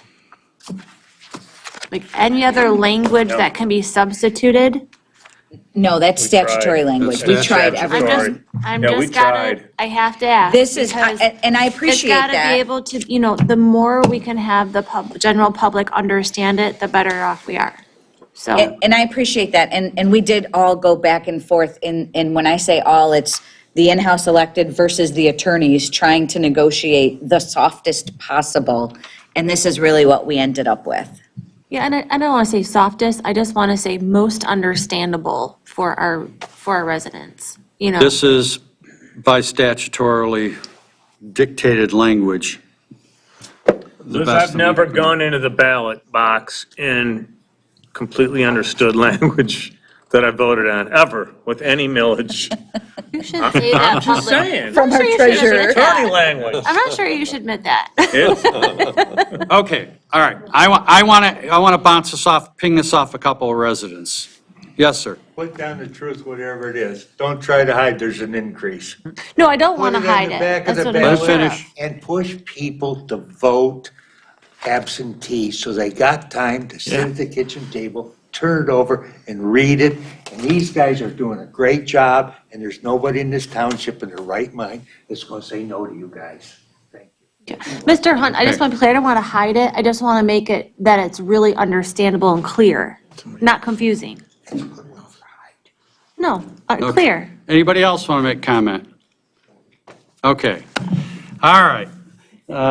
So much for that. Yes, Mr. I'm Roman. just gonna say, I'm gonna support the 4 millages for the simple reason that the language more clearly states what we're trying to do. Yeah, I agree. Discussion. Agreed. I'll second that. Well, it wasn't a motion Oh, yet. sorry. I think we're Sounded still like in a motion to discussion. Was that a motion? Was that in the form of a That's what I motion, would've Mr. said, Roman? too. Does either chief have anything else to say? You're, Does he understand the All right, resolution? I'll put that in the form of a motion. hold on, we get, what? More. Chief? So obviously, that's what I stated, that it's the best option of the two. And you all are correct, it's about getting the word out there, hiring a good individual or the group Citizens for a Safe White Lake to hire an individual who can promote this in an effective and efficient manner, get the word out there. And if we have to go door to door, if we have to have community meetings and all that kind of stuff, we will more than happily do so, just so we can get the word out, so people understand what this is for. So it's not only about the language, it's about how we put this language and this information out to the public that is needed. It's important. It'll continue for the next 10 years for the police and fire department. Chief, last time the last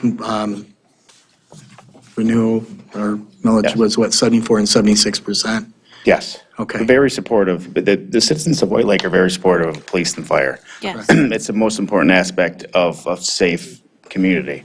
So they understand that, and we put good information out there. We're very serviceable to the community. And I don't have any issues that it won't pass. I think it's going to pass. It's just putting it out there, getting the message out. And we will do that. Appreciate that. And we did, we bounced it back for months, many months, and everything you're saying is straight on point. Yep, We spot- tried every spot on. single thing, what you said, great points, but statutorily. You had your this chance. was, I know it's bound statutorily, No. and the most important part is education. You That's know, it. we can't say that enough, education Agreed. to the public, and I really do believe our residents value our police and fire, so. Okay. Go ahead, dear. You have to identify yourself. Please, I don't, Ida Oaks, 9380 Buckingham Street, White Lake, Michigan. So if I went to the poll box and I looked at all 4 of these, what I would really be concerned about was, why do they need what you say is an increase, but isn't an increase? What are you doing? What's the difference from what were the costs before, and now what do you need the cost for, and that would help me decide. What are you paying for a gallon of gas? Okay, I understand Yeah, that. it's all the way across the line. It's just all the costs, equipment, everything, labor, everything has gone up substantially. And our actual revenue stream has gone down because of the Headley Act. It's a reduction, okay, every year. We get less and less. We don't get the original amount. So that's why this is a renew and restore. So it would put us back up to the original levied amount, okay? And then we'd actually have that actual true income. And that would offset some of the expenditures that we have.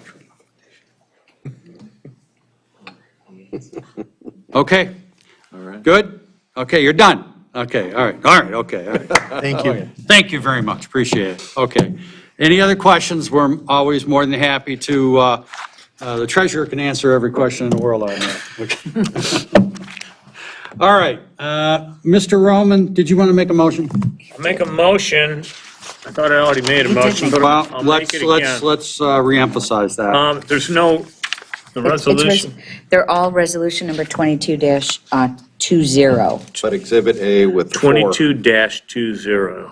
With the Exhibit. 020? 020. Exhibit A. Zero. Exhibit A with the four options instead of the two options. Versus Exhibit A with, okay.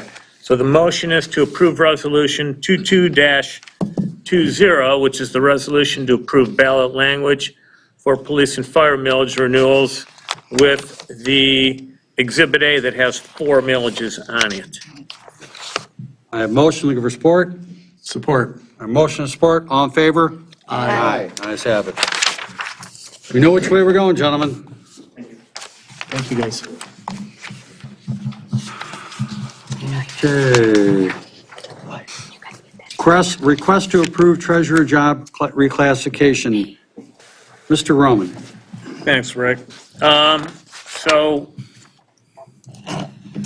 one of the deficiencies we have here in the township, I'll call it a deficiency, is just a lack of cross-training in many of our departments. We run lean, we work hard, but when someone leaves, there's a void. And for my department, I'm trying to eliminate that by promoting Riva to really a position to where she can function as my deputy does. When my deputy's gone, she's going to learn how to do everything that my deputy does. Most of that is tax related. Michigan Tax Tribunal amendments that come through, there's a lot involved in making those changes in the system. I want her to know how to do all of that. I gave her a job today to do, to where she's going to have to communicate with the Oakland County print shop and figure out how many tax bills we're going to have. Do we have enough envelopes? Are we going to have an insert put in? Just kind of the whole process of our tax season from start to finish. I want her to be able to do the settlement process, which in and of itself is massive. Riva manages my front office and has trained a few individuals now how to work the front office. She's also helped me train my new deputy. Finally, I will say that the clerk's department has an accounting position that makes more than Riva does, and I believe that Riva does every bit of accounting as the clerk's department accountant does. I'm not talking about Elaine, because Elaine is really at a whole different level. But the accounting position in the clerk's office is really a payables position. Ours is really a receivables position. They both work with posting, the general ledger, very, very similar. And I've got, if anyone wants it, I've got the accounting clerk job description for the clerk's office here. If the board approves this, it comes to about a 13% pay bump for Riva. And I'm curious, any questions from the board? So I have a question, just to clarify, are you mentoring her to replace a deputy in the future? Because you said when your deputy's gone, because we just hired No, a new deputy. let me rephrase that. When my deputy's out of the office. Okay, where does your deputy go out of the office? Oh, she could be sick, she could be on vacation, Okay, so just on occasion when she's just on gone. occasion, Okay. correct. So what we're trying to do, or Mike and I and the or treasurer supervisor's office, is if we're short staffed, kind of knowing that, kind of cross-training if somebody's out Yeah, or I if we're short. I just posted the senior election specialist job and I had 7 applicants. So it's retaining, trying to retain our people and cross-train them in case somebody's out. So I think that's vital when somebody's, what he's saying, that's what we're starting to do in the clerk's office is. No, I just wanted to clarify because we just hired a new deputy treasurer. So I didn't know if that was a transition happening and coming, or you just meant when she's just on occasion absent. Anybody else? Mr. Powell? Yes, I would like to ask a couple questions. Number one, I'm in full favor of Reva getting a pay raise, as I believe she is much more valuable than when she first started. I'm wondering whether or not, are we doing a soft shuffle and creating a new position just to justify a pay raise? Or are you actually creating a new position that will leave an existing position unfilled? I would say neither. I am creating a new position that's going to keep a current position filled and add another skill to my department to where I've got 2 people that can do what right now only 1 person can do. Well, just because we create another position doesn't mean that person has the ability to do it. So what you're saying is you have 2 people out front, correct? Correct. So you have 2 positions there. What positions do each of those, now obviously we know Reva fills the existing position that you're looking to replace. No, I'm not looking to replace anything, Mike. Well, you're changing, who is going to fit into the senior treasury specialist? All of those duties are going to stay with Reva, as well as my other staff member. So I'm basically taking a senior treasury specialist position and adding on to it. So you are eliminating this job description and creating. For 1 person. Okay, so you're going to leave 1 person as a senior treasury specialist and under those guidelines. Correct. And you will have another person, Reva, you're looking to then promote into the accounting clerk. That's position. correct. So you are in fact creating a new position that will have additional skills beyond what is the current position requests. I think that was summarized perfectly.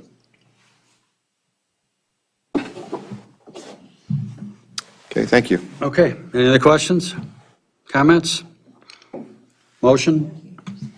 Motion to create the new position for Reva and make that motion effective April 9th. We have a motion, looking for support? Support. I have motion and support? Under discussion, Mr. Supervisor? Yes. Sorry. Technically speaking now, you're creating a new position. So when Reva goes into that position, she'll be starting there her first year in that position. That's correct. So she is going to obtain the pay that is recognized as the starting position? That's correct. Okay. Wanted to make sure that we weren't necessarily jumping her all the way up to a 5-year position. No, that doesn't make any sense. Okay. Because I believe that's fair, and that gives her a great bump in a salary for her additional responsibilities. So, thank you. So at the starting pay for that position. Yeah. Hold on a minute here, we got a technical problem.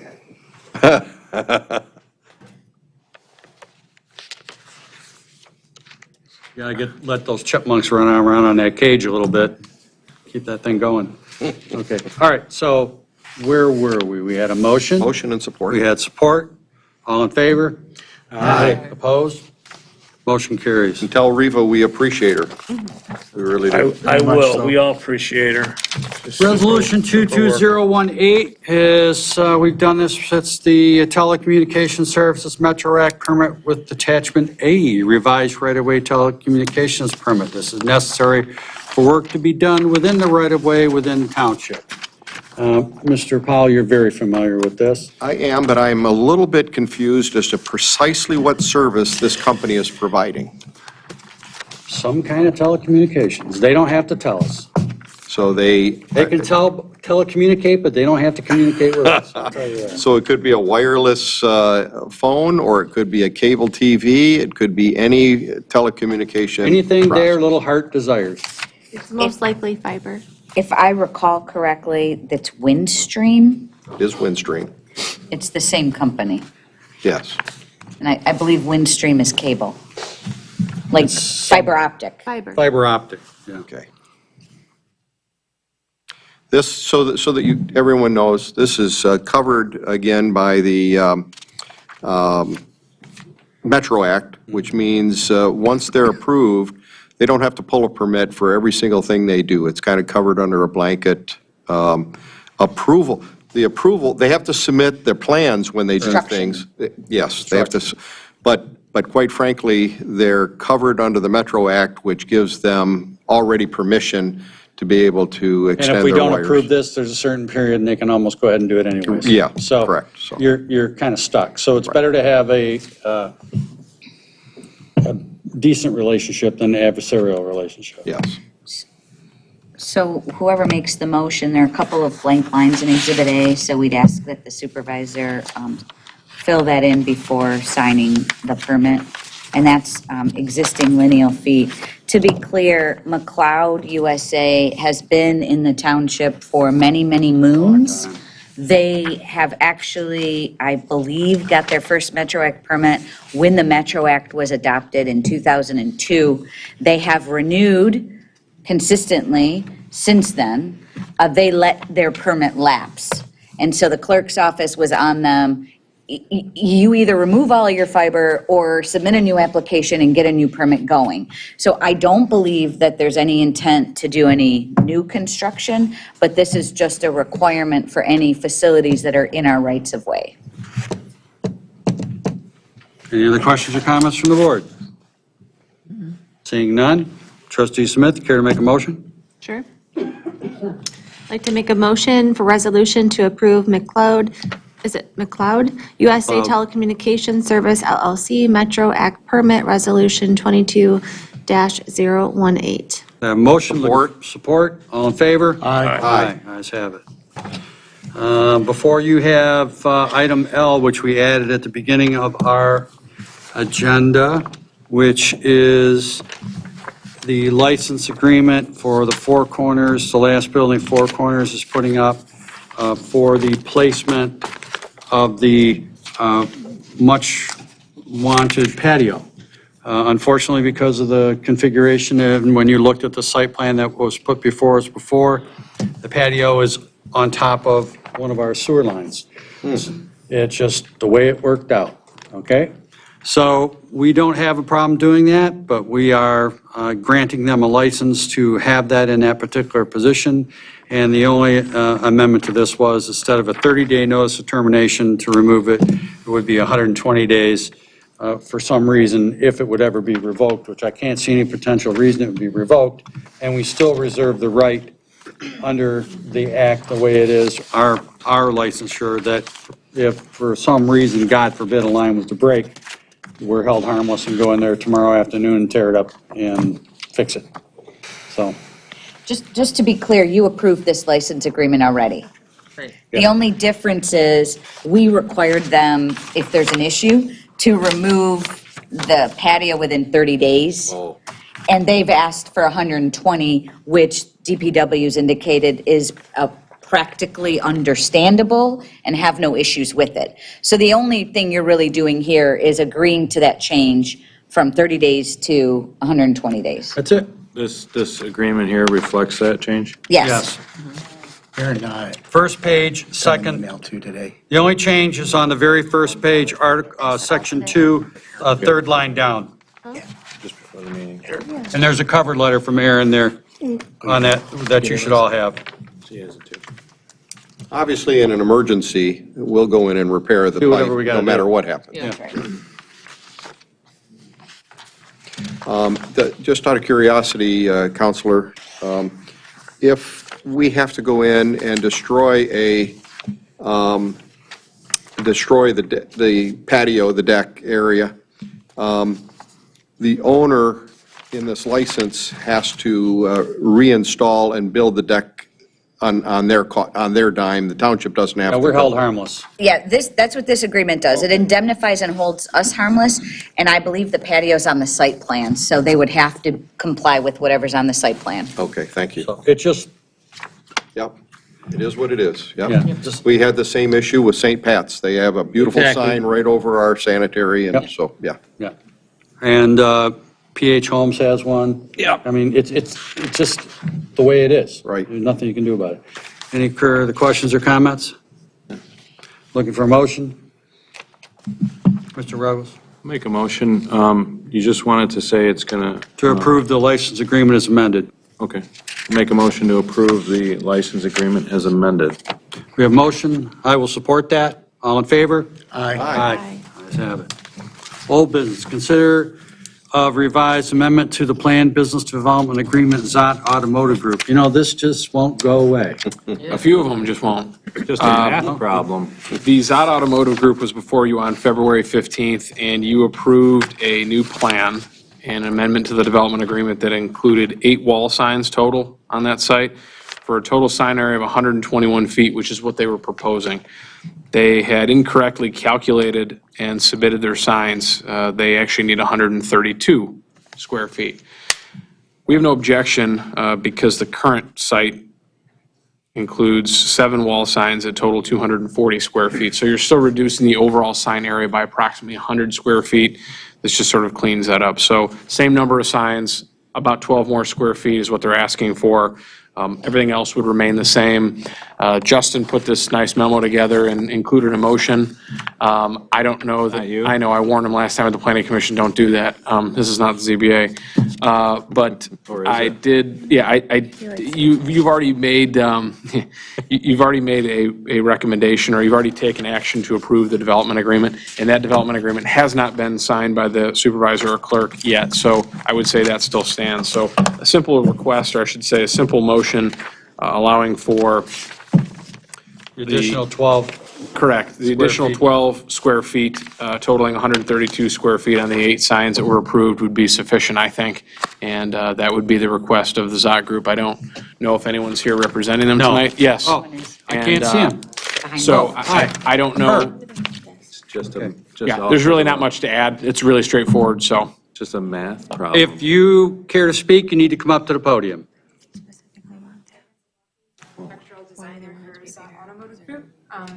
You have to talk in the microphone because the recorder cannot hear you. Megan Zablocki, architectural designer for Zott Automotive Group. I mean, just to clarify and sort of reiterate what you stated, there hasn't been any change to the number of signs, their location on the facade, or the overall area that we originally showed. It's just that when we went to do the calculation of the area for those signage and added it all together, we miscalculated. So we've come back for the additional 12 square feet, just solely to ensure that when we go to pull the permits for those signs, there's no confusion about what was agreed to and what was originally submitted. So really just to clean it up. Okay, yeah, I think we went through this in painstaking detail last time. And the fact that 12 square feet on M59 isn't going to make a spot of difference in the overall site that's there. So with that being said, any other further questions from the board? Okay, looking for a motion? Mr. Ruggles? I'll take the opportunity to utilize Justin. No. Oh, he'll be so happy. And exercise one of the township board's options presented to me tonight. I move to approve the revised amendment to the planned business development agreement for Zott Automotive Group to allow 8 wall signs totaling 132 square feet, subject to administrative review, The supervisor and clerk are authorized to sign all necessary documents and execute the amendment. Best motion I ever That was a heard. great motion, very, very smooth. Motion Thank you. and support? Yeah. Conversation? Just a quick comment. And the ZBA is working with the planning commission to modify some of these and relook at our sign requirements. And so this falls right in line with giving us more direction, so I appreciate that. Okay, so we have motion, support from Mr. Powell. All in favor? Aye. Aye. Ayes have it, thank you. Okay, on to my favorite part of the evening. Trustee comments. Mr. Powell, we're going to start with you. Oh, thank you. Wow, unusual. All right. First of all, I want to support what you said at the beginning part of the meeting, and we can no longer look out there and wish best wishes to Carol. Mike? Carol Burkhart. Look up. Look up? Oh, yes, thank you, yes. She was a blessing here, and she had her heart still in the clerk's office. That's where her heart was, and she loved the people here in White Lake, and so she's not feeling any pain and dancing again. I also wanted to point out to the board that I've had the opportunity to meet with the supervisor of Springfield Township and the supervisor, clerk, and treasurer of Commerce Township, and presented the concept of a north-south pathway that runs between Springfield Township down through White Lake Township, down through Commerce Township, through the village of Wolverine Lake, and tie into the east-west Rails to Trails pathway, so that our residents might be able to ride a bike or walk all the way across the state, leaving from White Lake Township. Both of those communities expressed an interest in participating. As you might have heard from Senator Runstead, that our request for a grant was denied by the state for that pathway. But there is certainly another way to do that, and that's work with our Parks and Rec Department and put together an agreement between maybe the other two Parks and Rec departments to apply to the DNR for part of their grant. They have MUCO monies that the feds gave them for projects like this, and each of those communities has suggested that they'd like to participate. The more participants we have in it, the more points we score in achieving that or being approved for that grant. And so it would be great for our Park and Rec Department or our Parks and Rec Committee to meet with Springfield Townships and Commerce Township Park and Rec Committee and see if they can't come to some conclusion. And I offer my services as well, since we have that layout. Also, I ask maybe the supervisor, the residents down Cooley Lake Road have had a very hard time getting off of Cooley Lake Road and entering Cooley Lake Road onto Bogey Lake Road.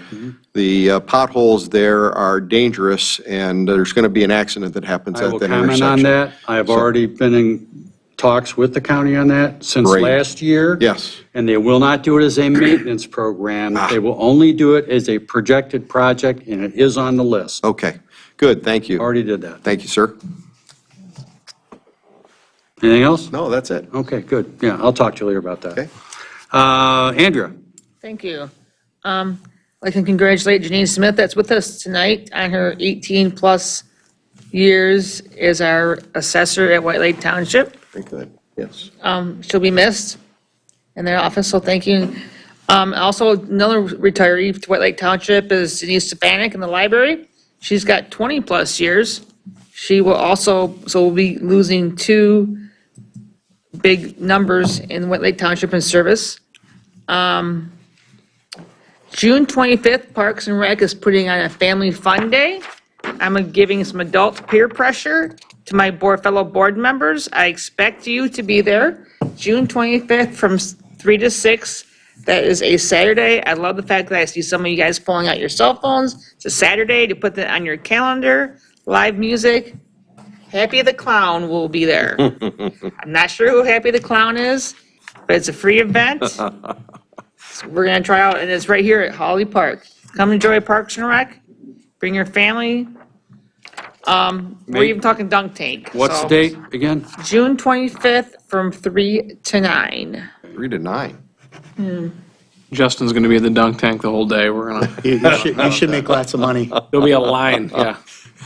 I don't think it's going to happen, but I would love to see some of my fellow board members in the dunk tank as well. I'm sure as some of the residents would like to Ear see it. infection, no. Yeah, absolutely. Rest in peace, Carol Burkhart. Thank you for your wonderful years of service. Thank you for being a good representative of White Lake Township. And congratulations to Deb Darren, and thank you for your service for 20-plus years of being a volunteer to the Parks and Rec Committee. Very good. Mr. Roman? Carol, I know you're listening, so God bless you. Thanks for everything you've done. Thanks for all the mentoring and just being who you are. You will always have a presence at our meetings. Janine, happy retirement to you. Thank you. Dave Heber, thanks for coming tonight and putting up with the board. Thank you, Dave. We welcome you. That's all I had, Rick. Okay. Trustee Smith? Thank you, Mr. Supervisor. So I too would like to start with honoring Carol Burkhart. She was a friend and mentor to all of us. I did not have the opportunity to serve with her on this board, but I certainly have been friends with her for years, and I will really miss her phone calls and wisdom that she shared and excitement that she continued to share for White Lake and the vision and the love. She genuinely loved each person here on this board. And she watched us and she took notes and she called us and she really was still a part of us and she will continue to be a part of us. So her heart and soul was in White Lake. So God bless her. My sincere condolences to her family, friends, and loved ones. She will, though, remain very much a part of White Lake as we continue forward. As far as the library goes, a quick update is Denise is retiring. I'm not sure if that's been completely announced, but her last day will be sometime towards the end of May. They are the library board is in the process of an interview process to hire a new director. And once that is announced, the library board will be announcing that themselves. The Friends of the Library is having a fundraiser, a high tea and a fashion show on May 1st. That information's on the White Lake Township website if you're interested in attending and supporting that. I do want to thank my colleagues for recognizing Mental Health Awareness Month. Coincidentally, April is also Child Abuse Awareness Month and Sexual Assault Awareness Month. Those three things couldn't be more important in our society. And as a woman sitting here, I want to acknowledge sexual assault. It does not only affect women, it affects men, women, and children. But if you need help in any of those areas, please reach out. There's so many resources. Even if you don't feel comfortable reaching out to resources, all of our information is public on the website. You can talk to any of us and we can help connect you to appropriate resources. Through COVID, we have all been behind closed doors, and sometimes those three things or more than one of those things coupled together: mental health, child abuse, and sexual assault. So please be conscientious and have open eyes in your neighborhood and your community. And speak out if you see something or somebody that needs help. There's no shame in getting help when needed. Child abuse awareness. I've actually been a foster parent for over 21 years, and so that's something that's really near and dear to my heart. May 15th is Police Awareness Celebration Day. That will be happening before our next board meeting. So I want to take this opportunity to make sure that our community shows their appreciation for our police department on May 15th. We have had a proclamation in past years designating that day and honoring our police department. So if you can show your appreciation in any creative way that you'd like to our police department, I know that they would really appreciate that. Cards, treats, notes, signs, ribbons, anything you can think of to show that you appreciate them would be wonderful. And then I think that's all I have. Lastly, I just hope everyone had a happy Easter and a blessed Passover. And boy, am I ready for the snow to go. So I hope next time we meet, it's a little warmer. Thank you. Thank you. Mr. Ruggles? Yeah, the Planning Commission will be meeting on Thursday, and it'll be our first look at the proposed development on Hill Road, which is comprised of just over 400 apartments. And so one thing I thought I would mention to this board, and I'll mention to the Planning Commission, is as of recently, we've been approached with a lot of potential apartment developments. We have this one. We saw the one last week on Pontiac Lake, and it's been mentioned that potentially on River Caddis's property. And I think even a couple others have approached the building department, so might be a good discussion to have as far as what we want to see in White Lake and the types of housing that we'd want to see. So we'll see how it goes at the Planning Commission. I'm looking forward to it. I'm quite familiar with this piece of property.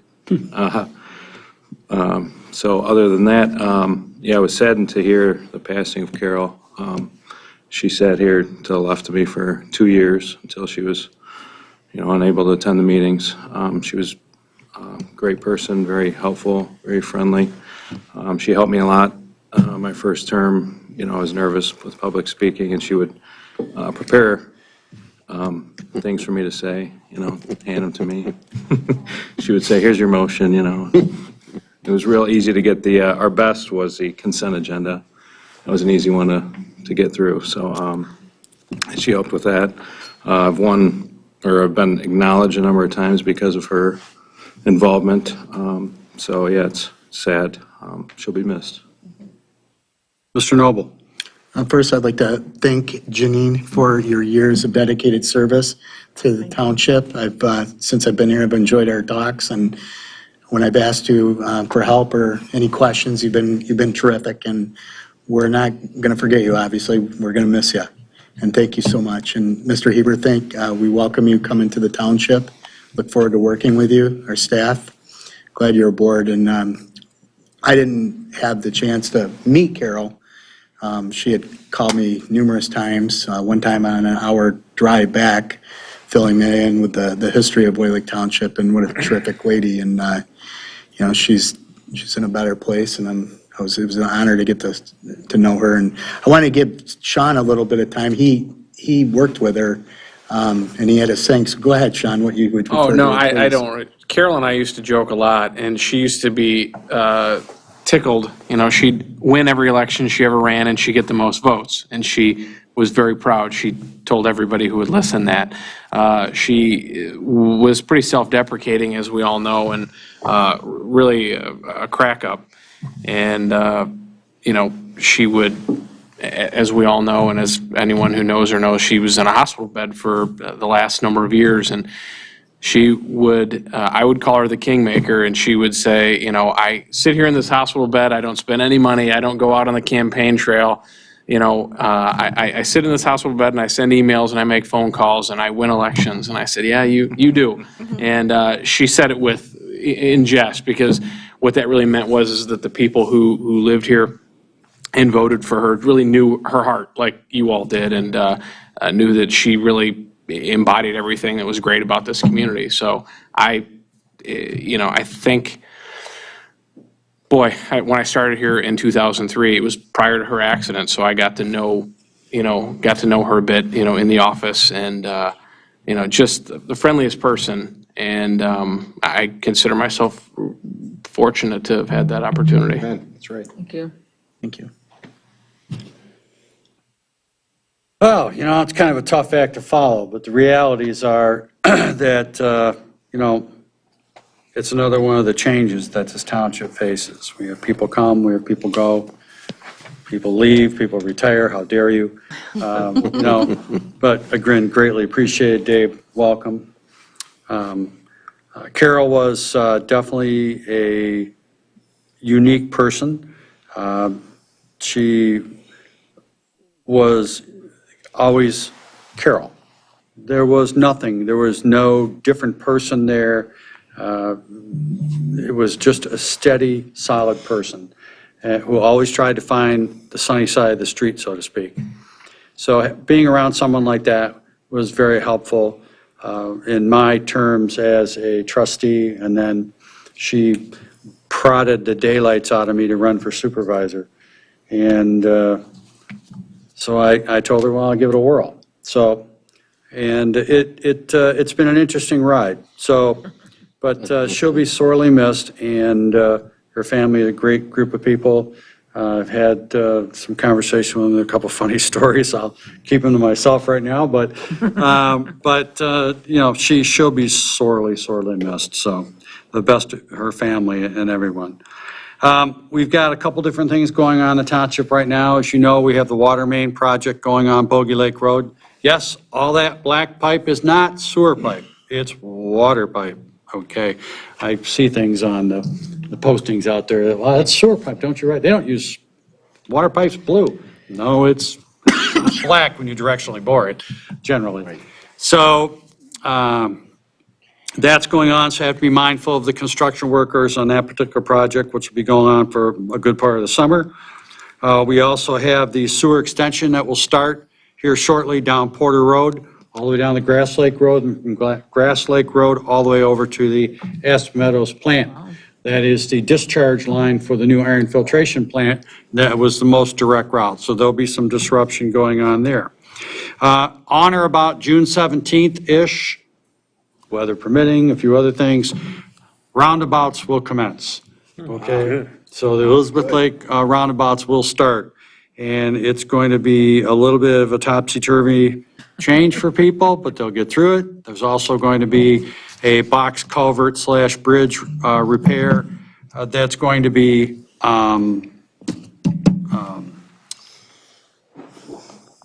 done on Cooley Lake Road, just west of Round Lake Road. So I'm not sure, there's still kind of some back and forth on that, so we'll see what happens. We also lost another member of our community here, and I don't know if the rest of you know or not, but Bill Sweeney passed away. Oh. You know, and he was our Comcast liaison that we had here, and he was quite the character. And actually, he was quite the avid woodworker, okay?